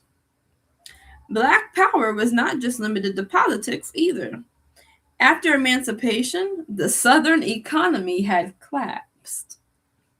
The whites were left to pay off loans and mortgages with literal Confederate money, which was worthless. The collateral that secured their wealth was gone, and the slave economy was no more. Not only had the plantation owners lost their profit margins, but the poor, working-class whites had to compete against an increasingly educated population of black Americans. How dare they? Mm-hmm. Most slave owners had no plan B and were truly shocked to discover that the men and women who had worked under the constant threat of violence were not about to acquiesce to their white tears. Meanwhile, thousands of Negro soldiers received regular pensions and others earned money working their own land. Black power was real. The workers had organized. Religious and civil institutions were building black middle and upper classes. They controlled the political power base in the cities and the states. There was only one choice for the cowards. They summoned the mob. Slick with blood. Building things is hard. Destroying things is easy.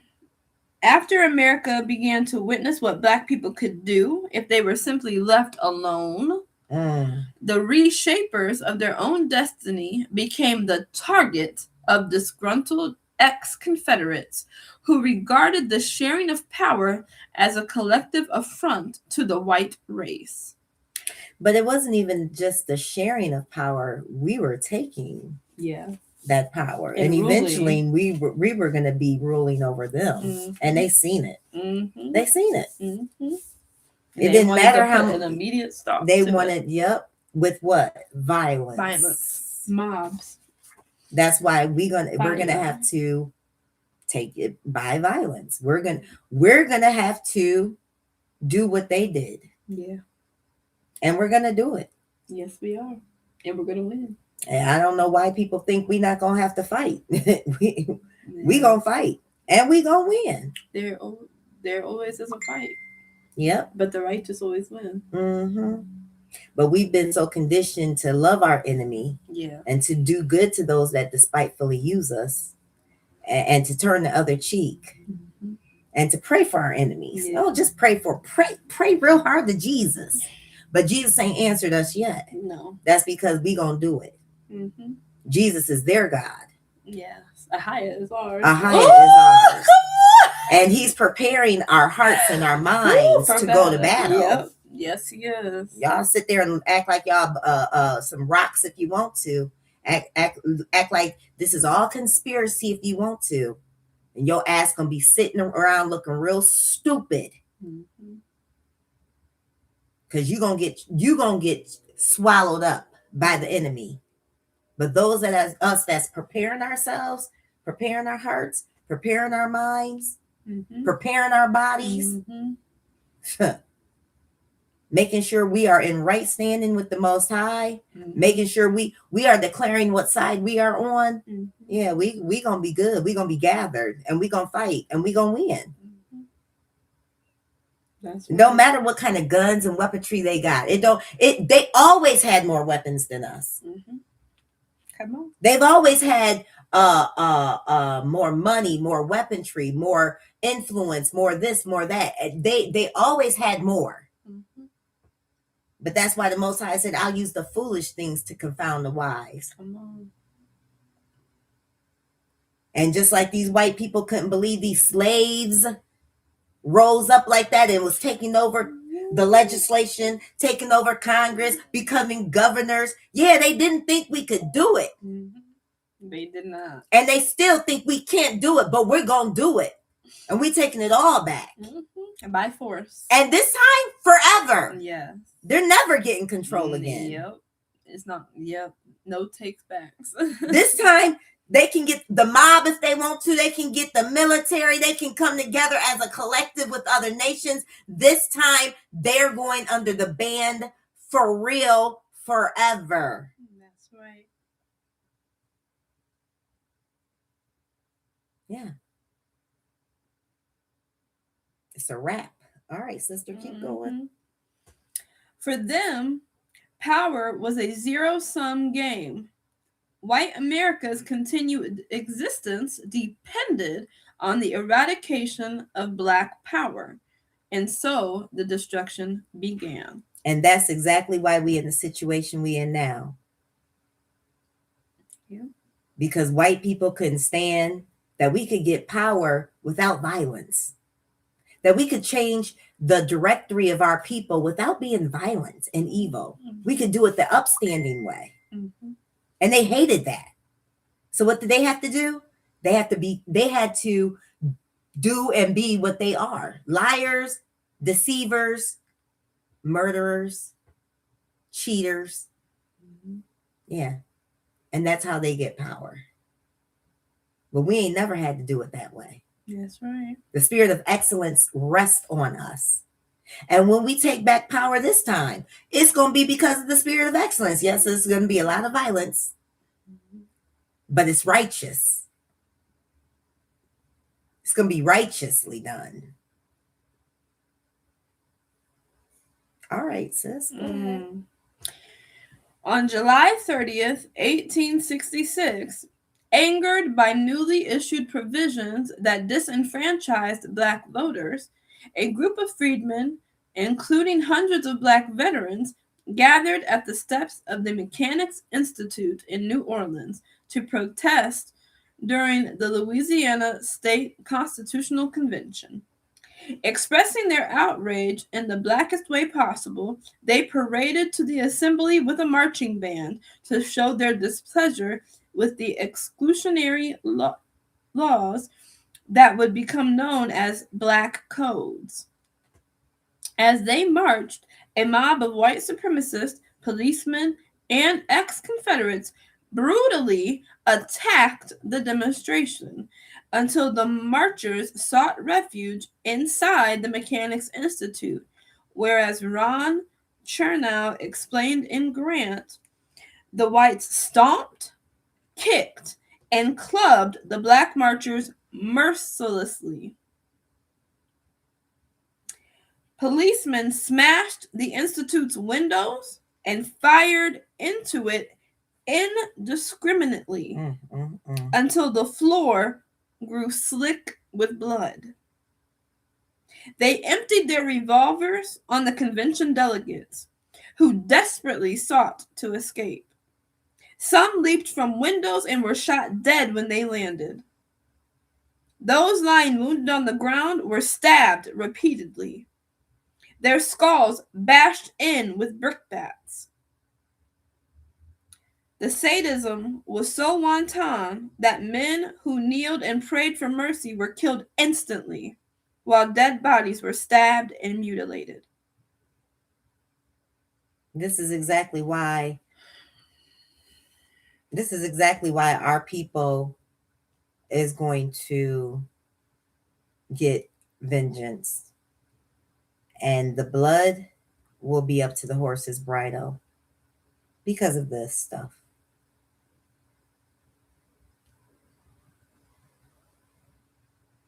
It just amazes me how white people act like they are so innocent. Like we did this to them.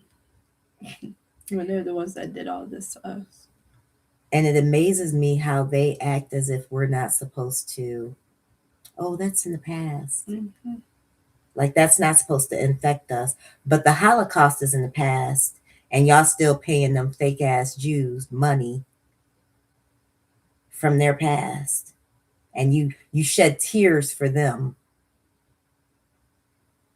But we're supposed to forget our past. Yeah. And that's the shit that our people, y'all need to stop. This is why you need to stop dealing with the heathens. You need to stop dealing with them.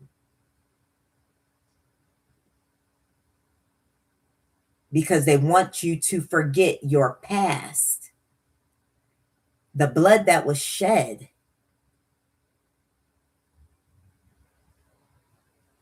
The fight that's been being fought.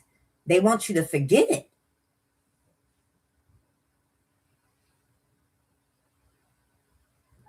They don't want you to pass this information down to your children. But your children need to know who is who.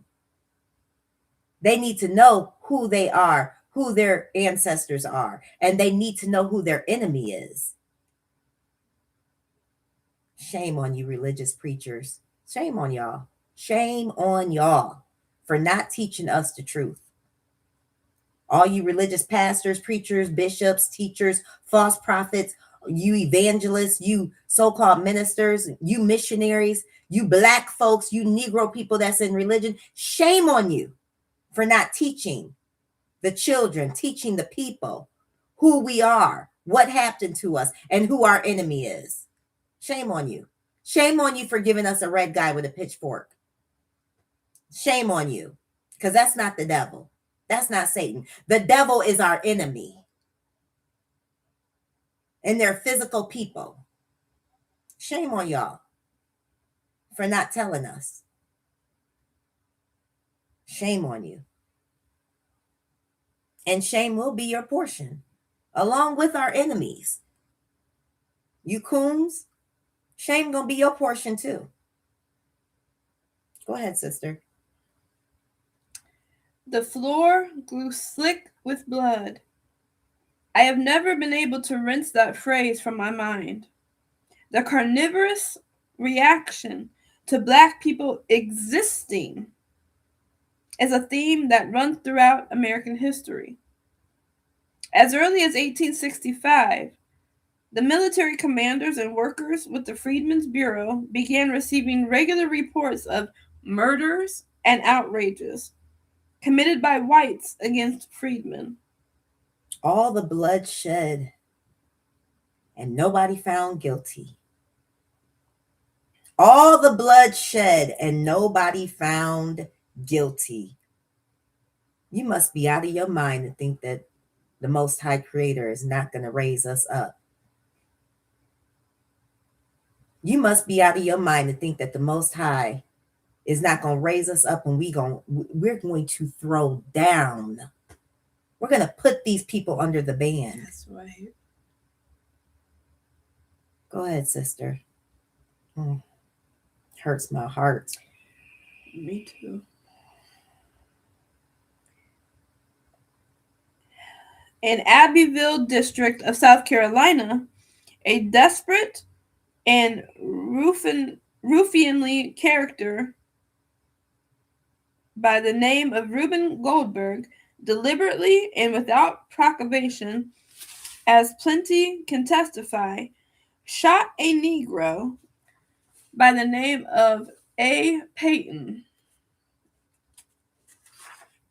Yeah, okay. By the name Spell of that Payton. Payton. Who always bore a good character in this neighborhood and has always been free.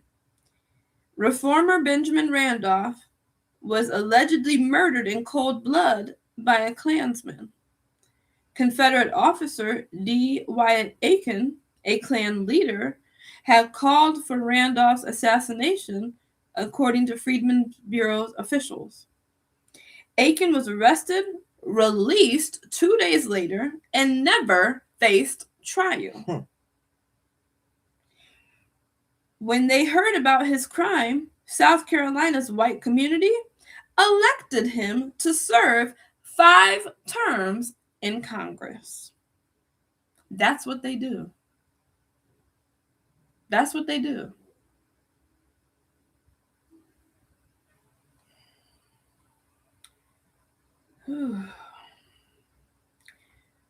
While many historians describe Reconstruction as a period of racial unrest, marked by lynchings and race riots, it was undoubtedly a war. There were soldiers who wore uniforms, took oaths, and volunteered their service to organized armed units. They had a common enemy and a plan to take them out. The network of terror cells that sprang up during Reconstruction went by many names, including the White League, the White Knights, the Knights of the White Camellia, and most famous of all, the Circle of Brothers, otherwise known as the Ku Klux Klan. You know, white people they're always, especially you white folks here in America, because they don't really show us the news from other countries and stuff. But you white people here in America, y'all always screaming some terrorist stuff. You always talking about somebody's a terrorist. Y'all are the terrorist. Always have been. Y'all are the terror of this earth. And you got the nerve to call somebody a terrorist, a thug, a gangster. Y'all are the epitome of all of those words. Seriously. Mm-hmm. The audacity, the narcissism. Mm-hmm. You bloodthirsty devils. Control freaks. Yeah. The audacity and the narcissism for you to even say that Black people are violent. You call other nations that you want to conquer and you want to take their gold, their silver, their oil, their resources. You call them savages. The audacity. You got to be kidding. Mm-hmm. You are the terrorist. You are the thug. You are the gangster. You are the mobster. Mm-hmm. You are the predator. You're the devil. And folks don't want to say it out loud because folks are scared. Yeah. But it ain't a red guy with a pitchfork. It ain't no spiritual hokey pokey. The white man is the devil.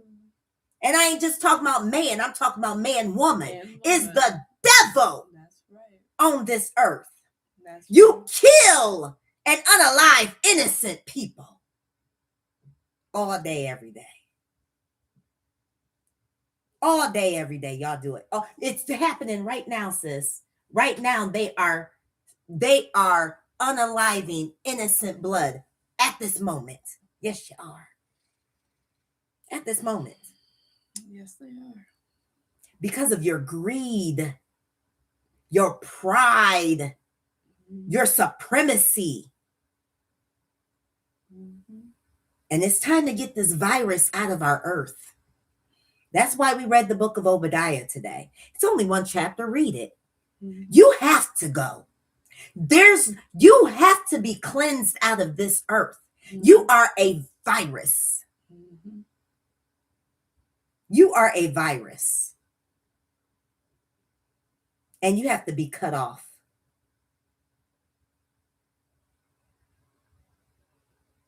You are a cancer. And you have to be contained and cut the hell off. You are the devil that the Bible speaks of. All right, sister. And this and look, don't look at me like something wrong with me. You need to be getting mad. Yeah. If you're a Negro man or Negro woman and this does not infuriate you, oh, you got some white friends that ain't never invited you over for dinner. They ain't gonna stick up for you either. They ain't got your back.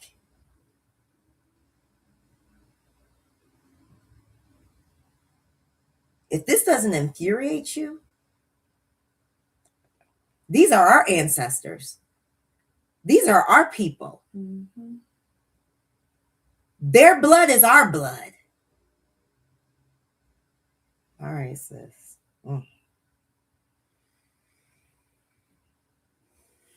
It was insurrection, ethnic cleansing, and terrorism with a little bit of guerrilla warfare mixed in for good measure.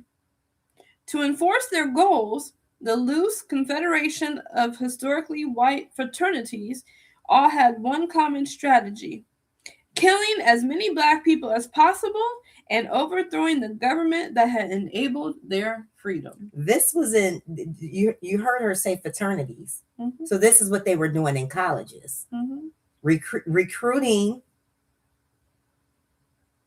freshly young folks, white folks, in these fraternities.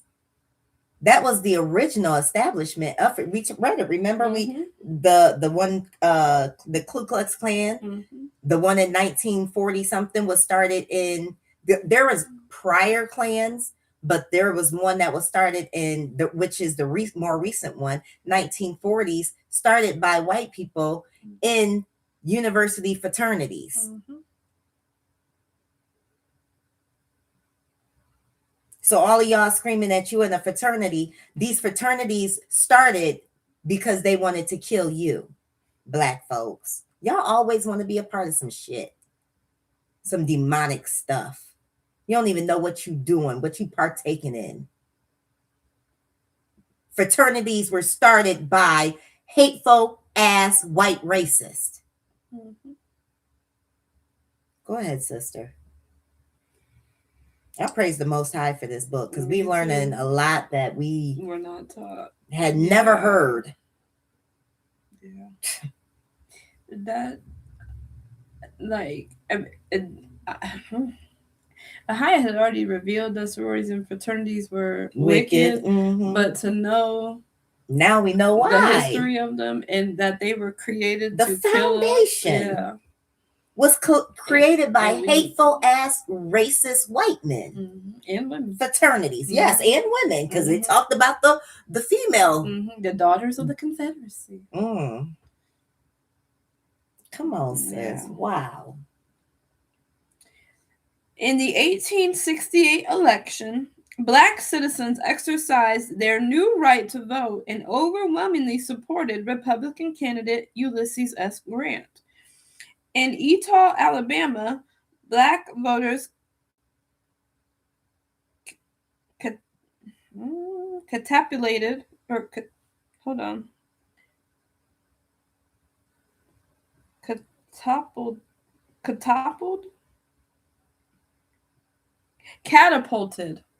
That's the word.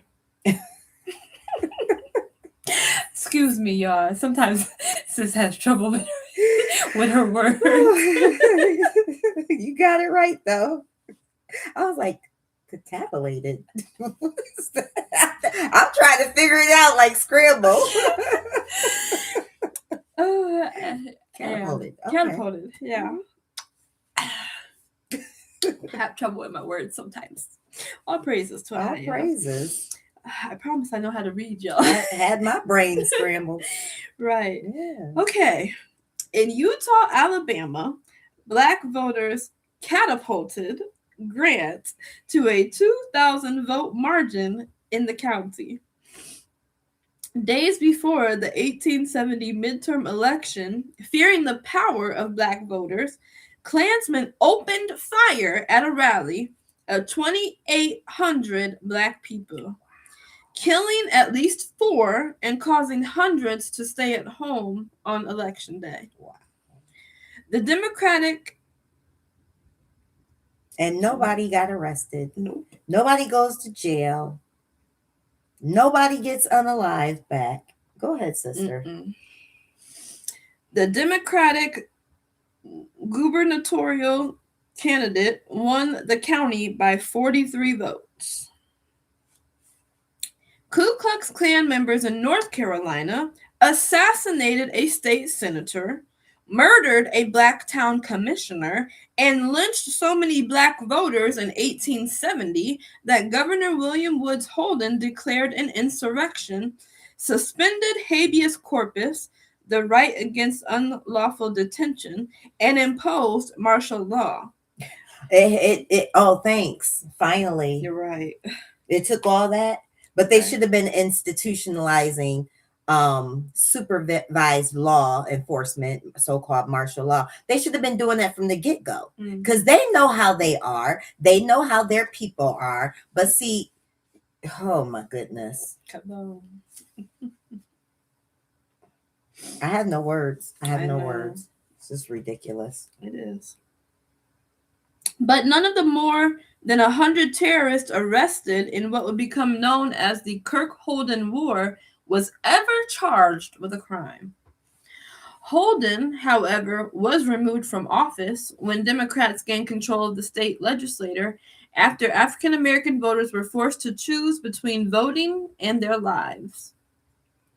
Many of the reports of these atrocities came directly from the Freedmen's Bureau. Even before the war's official end, Bureau officers detailed outrages, warning that white people were getting a little out of control.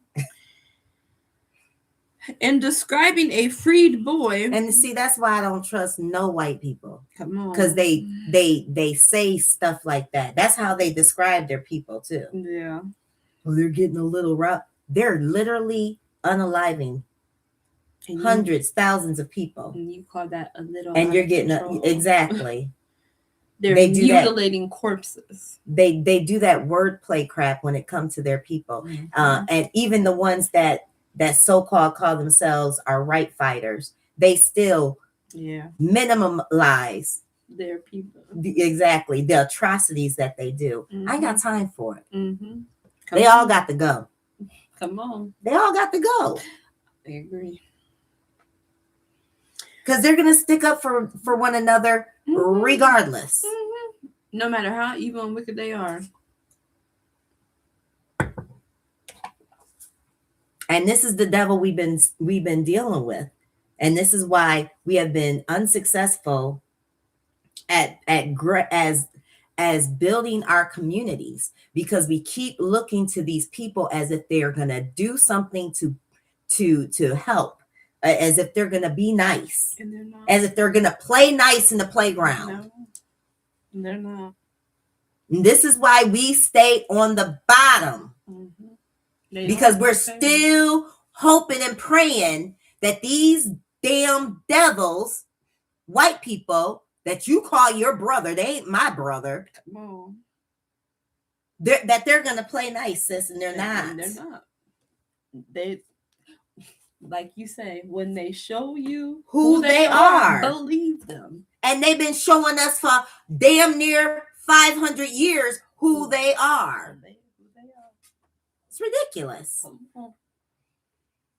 Come on, sis. They've been repeatedly showing us over and over and over and over who they are. Mm-hmm. All right, sister, go ahead. We in this situation because of us. Because we haven't tapped into the kingdom of the Most High that's in us. And we haven't breaking off these generational curses. Yeah. Yep. It's our problem. Because y'all so busy trying to worship their damn Jesus. You're so busy trying to play kumbaya with these devils. This is our fault. And when you figure out who the hell you are, that you're royalty, and your people are being boo-booed over, and your people are being oppressed, and put a name to your enemy, put a face to your enemy. Stop being stupid.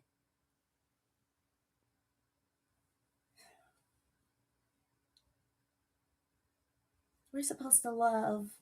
They don't love. They don't. They don't love us. Nope. They don't even care about their own people. Let alone, they definitely don't care about us. Mm-hmm. They have no love in their heart for the violence.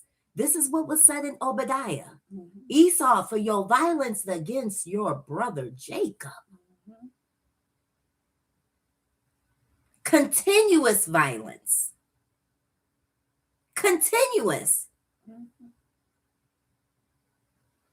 Show no compassion, no mercy. Mm-hmm.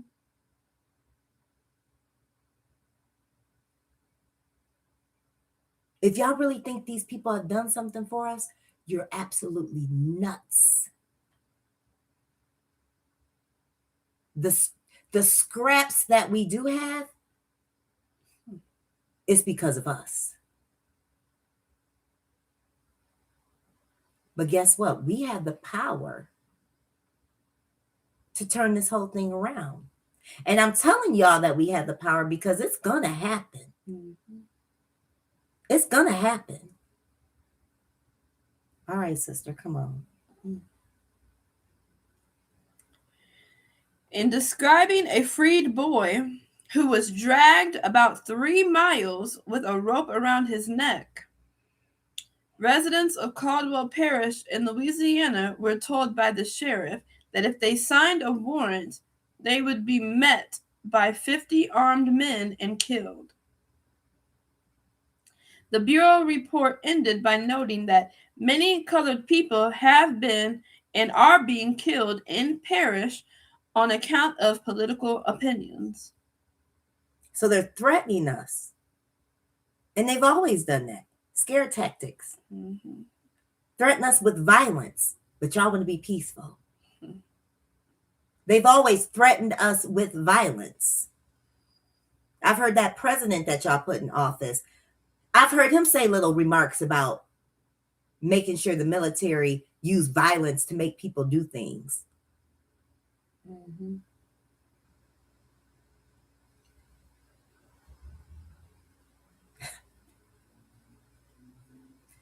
Whew, y'all better. This is not a time to be twiddling your toes and just acting like there's nothing going on. I know a bunch of y'all y'all coming down from the holiday highs and stuff and all that stuff, but you better get your head out your ass. You better start to see what's going on. I've never seen our people so like focused on bullshit, so, focused on stuff that has nothing to do with nothing.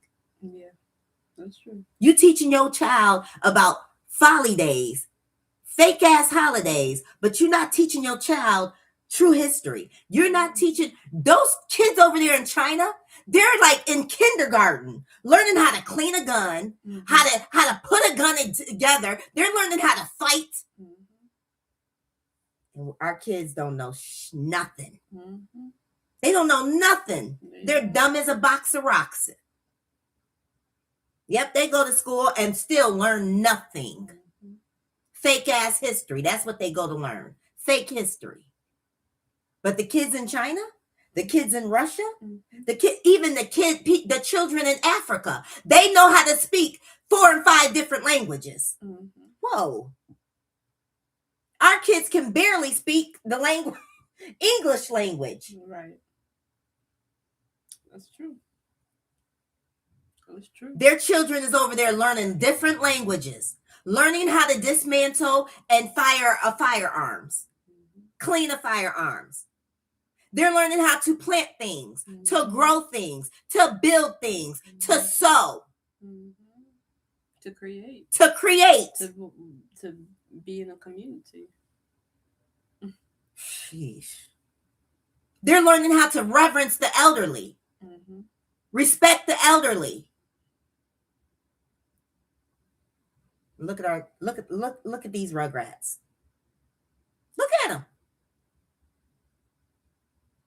They are so unfocused, faces in devices.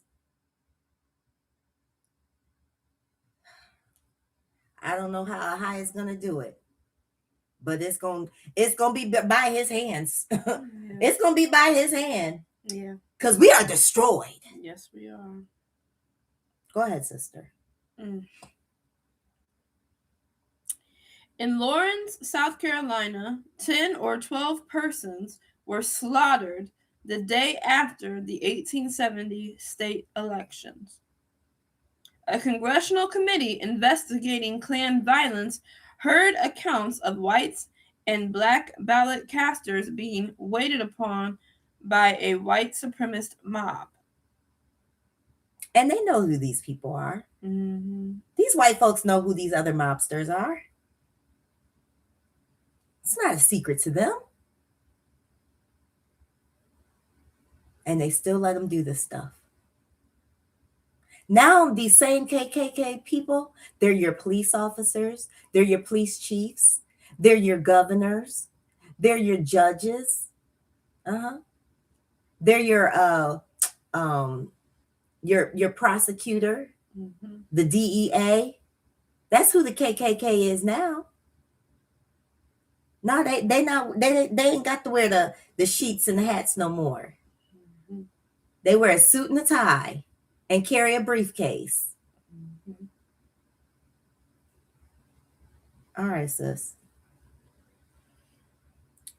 On Easter Sunday in 1873, the Knights of the White Camellia Klansmen and Confederate sympathizers opened fire on black voters in Colfax, Louisiana, burned the victims' bodies, and threw the corpses in a nearby river.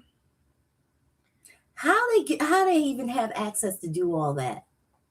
With there's no righteous white people around. There's no.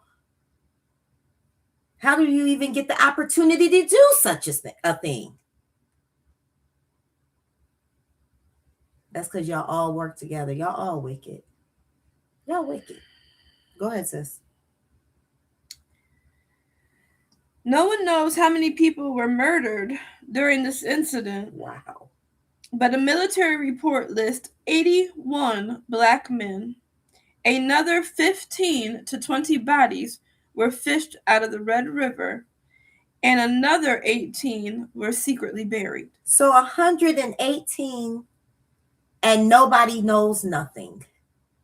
118 black men, and nobody knows nothing?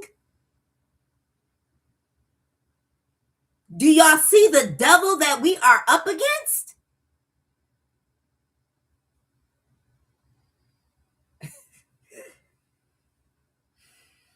And you go to church on Sunday, and it's just all good. It's all good. Because Pastor got a good word for you. Because we just gonna believe in Jesus. And we gonna keep praying to Jesus, the same damn God that they pray to. Ain't that sick? We was praying to the same disgusting God that our oppressor prayed to.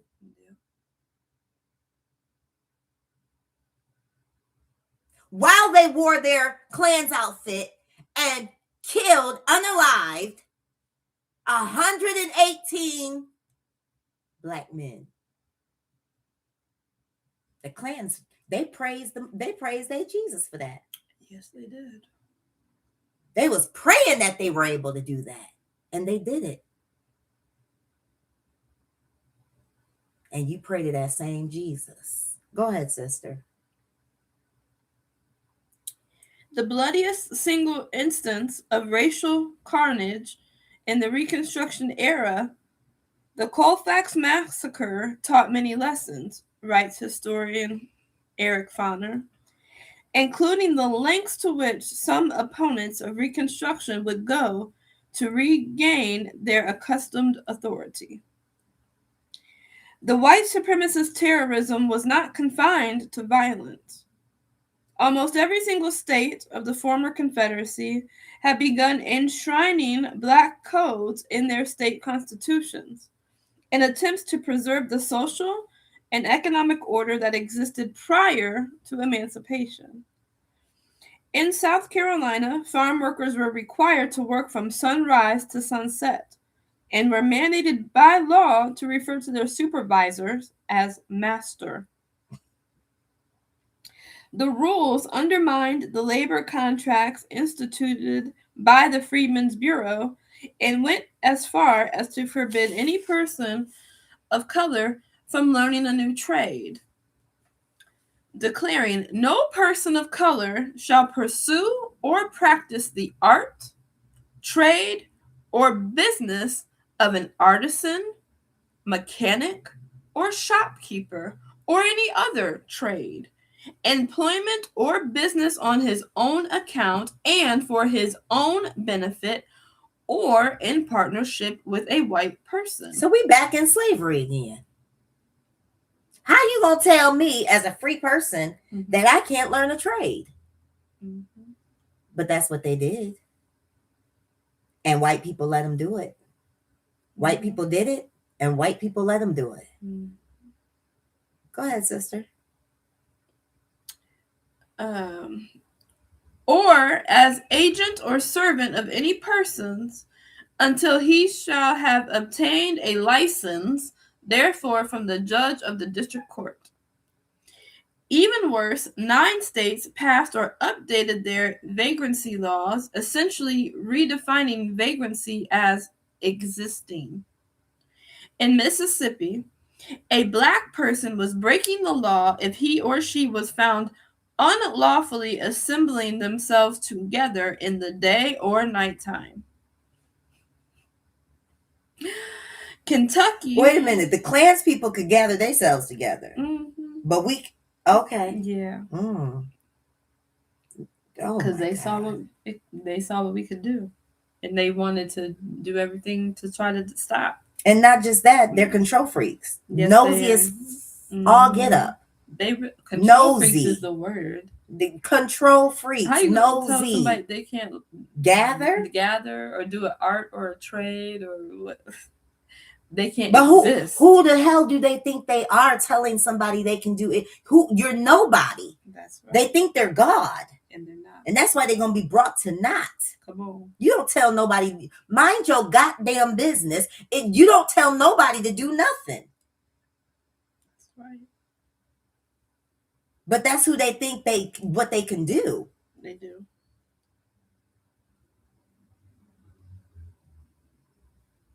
Oh, devils. Go ahead, sister. Kentucky filled up its jails by banning rambling without a job or keeping a disorderly house. Wait, what? That's what it said. They ramble. What is rambling? Rambling without a job. What is that? I thought it was like talking. That's what I thought rambling was talking, but what? Yeah. Really? Let me see if there's another definition real quick. And keeping a disorderly house. How you know somebody's house is disorderly? Because they nosy. Why you think you can come up into somebody's doggone house? But they did that crap when they started the welfare system, when they finally let Black people get welfare, because welfare was started for their ass. Welfare was started for white people. No, let's not get it twisted. Welfare was started for white people. Come on. And they blocked Black people from getting government assistance. Come on. But when they finally allowed us to get the peanut butter in the can and the block of cheese, that we had to go through mandatory house searches. So they would come to our house to make sure we had nothing expensive, make sure there was no man there, to make sure we had no nice furniture, no nice clothes, no nice nothing, no shoes, no nice to make sure nothing there was nice, so you could get your can of peanut butter and your block of cheese.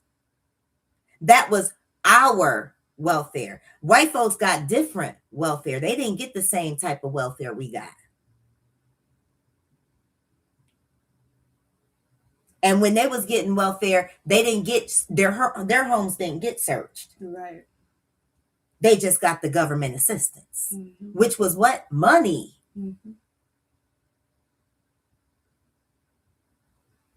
But the government gave us food boxes with whatever food they wanted to give us in there, if you want to call it food.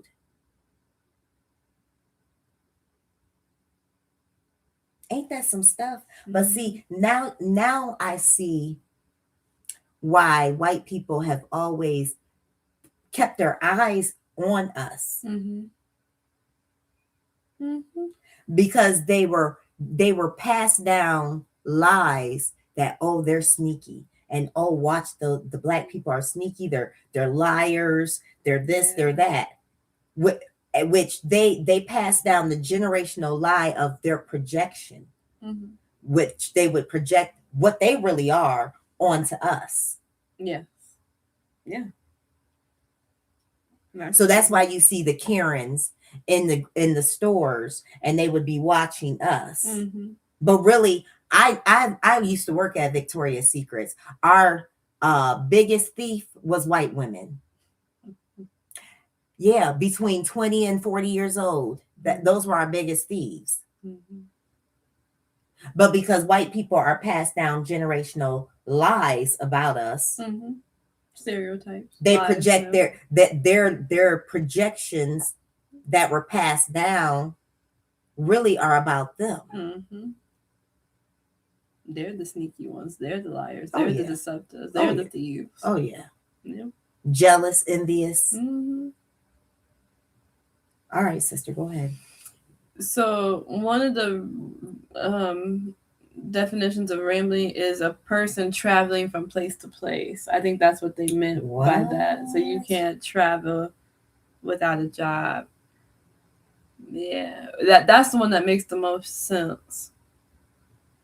So, because it says of writing or speech, lengthy and confused or inconsequential, of a plant, putting out long shoots, growing over walls or other plants, of a building or path, spreading or winding irregularly in various directions, or of a person traveling from place to place or wandering. That one makes more sense. Yeah. So they would put our people in jail because we were traveling, and they would just throw our people in jail. Or they would come to our houses and inspect our houses, and if our houses was considered unkept, they would throw us in jail. How convenient to put our people back into their onto their plantations. Yes. Very convenient. Very. Tennessee laws withheld education from Black children by forcing them to work for free as apprentices under their former slave masters. Most often, whites used a combination of violence and technicalities to reclaim political and social status. In the 1866 election, when Georgia's Black voters elected 3 Black state senators and 30 state representatives, deemed the original 33, white supremacists flocked to the Peach State to expel the lawmakers under the new Black codes. When the legislators challenged the laws in White versus Clements, the Georgia Supreme Court ruled, after the most careful examination of this question, I am clearly of the opinion that there is no existing law of this state which confers the right upon the colored citizens thereof to hold office, and consequently that the defendant has no legal right to hold and exercise the duties of the office which he claims under her authority. For its violence and discrimination against Black people, Georgia was placed under military rule again in 1869. Perhaps the most interesting part about the white supremacist tactics is that in the long run, they were still unable to defeat the Black majority without cheating. Okay. Heading into the always gotta cheat. Come Y'all on. always got to cheat. Come on. Always. Heading into the 1876 elections, in counties across South Carolina, white supremacist mobs threatened Black voters to vote for Democratic gubernatorial candidate Wade Hampton over Republican Governor Daniel Chamberlain. In September 1876, a paramilitary group of 500 white supremacists murdered about 100 Black people in Aiken County. Say that again. A paramilitary group of 500 white supremacists murdered about 100 Black people in Aiken County after threatening them that their only safety from death or whipping lies in signing an agreement pledging to vote the Democratic ticket at the coming election. The Republican votes there somehow disappeared, but the Democratic votes quadrupled. In Edgefield, the vote total exceeded the voting age population by more than 2,000. The elections board threw out the suspicious county's votes totals, which were upheld by a federal court. The Republican presidential candidate won South Carolina, as did the Republican governor. Events in Louisiana and Florida had played out similarly as they had in South Carolina, with voter intimidation and suspicious vote totals throughout the state. In 1877, 15 white men, 5 U.S. senators, 5 representatives, and 5 Supreme Court justices gathered in a Washington, D.C. room and decided to give the disputed electoral votes to Rutherford B. Hayes, the Republican candidate supported by Black voters, essentially making him the president. In exchange, the whites-only room also agreed to a plan that included 3 notable provisions. Number 1, removal of troops from the Confederate States. In many places in the South, especially Louisiana and South Carolina, the military presence was the only thing protecting Black freedmen from white supremacist violence. Number 2, funds to industrialize the South and restore its economy. While this never really happened, it was clearly a nod to the white supremacists who couldn't compete with the Black laborers. And number 3, the right to handle Black people as they wished. The federal government agreed to essentially disregard the Constitution's Equal Protection Clause. Good old America. Ooh. And always count on them to be bastards. Come on. The right to handle Black people as they wish became known as Jim Crow. Across the country, not just in the South, states passed segregation laws and disenfranchised Black people en masse. The Compromise of 1877 was the definition of white supremacy. Black voters had given Hayes the presidency, and in exchange, he and his white co-conspirators chose white supremacy over equality. But there were some things they could not undo. By 1900, 42.8% of Charleston County's Black residents owned land and produced most of the cotton. Historically, Black colleges thrived, civic organizations flourished, and the religious institutions remained. Through all that oppression. Mm-hmm. Through all that oppression. Come on, wow. sis. That's the resilience of our people. Like you said, as long as we come together and do righteously, we're unstoppable. Mm-hmm. That's it. That's all. Mm-hmm. Yeah, we're going to have to fight. Yeah, we're going to have to endure some things. But overall, we get the victory. Mm-hmm. Forever. The foundation created during this period of Black construction would form the framework for every movement for Black liberation going forward. What Black people created in the light of freedom could only be undone by trickery and evil. But that is not the lesson of Reconstruction. Every single stereotype that remains about Black America was disproven after the Civil War. We were smarter. We worked harder. We were not the violent ones. The criminal enterprise called America is nothing but a self-perpetuating white supremacy machine. The only parts that are good and decent are the ones we shined with our spit. Everyone who calls themselves a citizen is a byproduct of our determination to free ourselves. Due process exists because of us. The founders only said all men are created equal. We are the ones who made this country prove it. Still, that is also not the lesson of Reconstruction. The lesson of Reconstruction is us. That we exist and breathe and love and sing and laugh and are still here is not a miracle or a revelation. It is a simple, unignorable fact that we cannot be extinguished. All the evil that the world has ever had to offer has been lobbed in our direction. They enslaved, they brainwashed, they lynched us separately and massacred us by the hundreds. They enslaved us by the boatload and sold our families in pieces. They mined our muscles and our muscles. They mined our muscles and our minds for their profit and built an empire from it. And when we did the same without their help, they set it on fire. Mm-hmm. This is America, a floor slick with blood. But that is not who we are. That's right. We're not America. That's right. We are not America. That's right. 3 little questions. After the Civil War, formerly enslaved people were rewarded with A, nothing, B, nada, C, zilch, or D, citizenship, voting rights, and the constitutional protections they earned, which is technically not a reward. ABC. Yeah. ABC.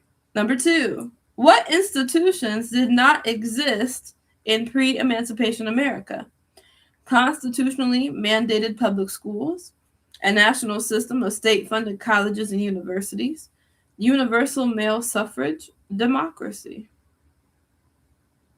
All of them.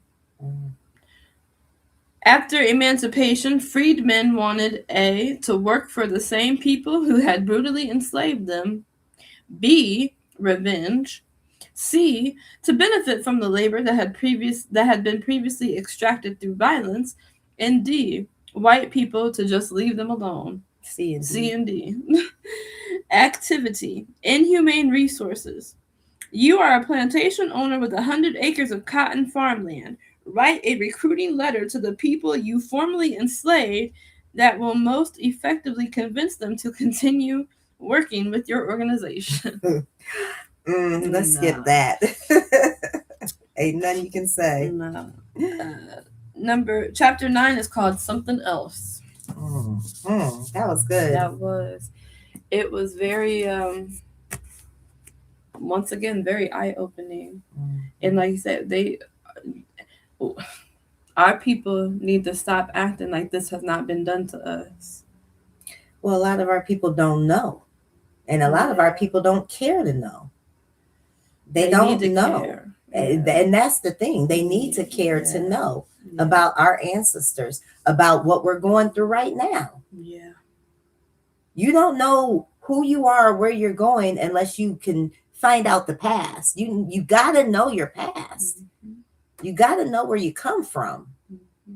And this white heathenistic world has definitely done a good job at covering up who we are and where we come from. Did you know who you were? Exactly. No. All your life, you didn't know who you were. No. You didn't know who your ancestors were. No. You didn't know the struggle. No.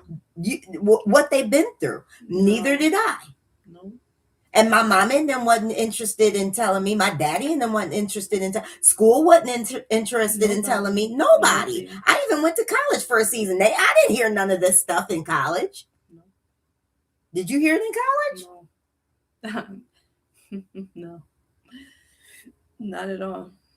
Because they don't know. They don't want us to know the truth, the depth, the blood. They don't want us to feel. Because they have no feelings. They have no heart. They have no empathy, no compassion. They know that spirit will rise back up within exactly. Us. And that's why we need to know our history. That Bible is part of your history. I ain't talking about that New Testament part. But part of that Bible is part of your history. And it all lines up with this book. It does. It does. Sheesh. Our people perish for lack of knowledge. Our people perish. And see, this is the thing. You all, our people, a lot of us is just all about self. You think it's all about you and your family. As long as me and my family good, it's bigger than you. Yeah. We're a nation of people. With royal blood flowing through our veins. Royalty flows through our veins. It's not just about you and your family. It's about us Negro men and women as a nation and reclaiming what belongs to us.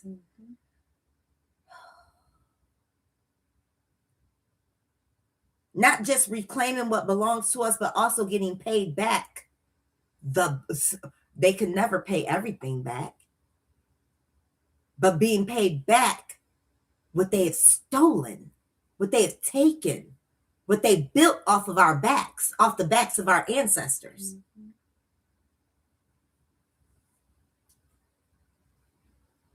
This is huge.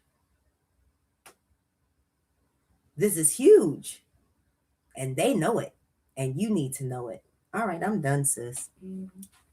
Thank you for being with us. You have anything else before I take us out? Take us out. Oh, praises. We thank you for being with us. If you would like to get in contact with us, you can do so at keeperofmysis@gmail.com.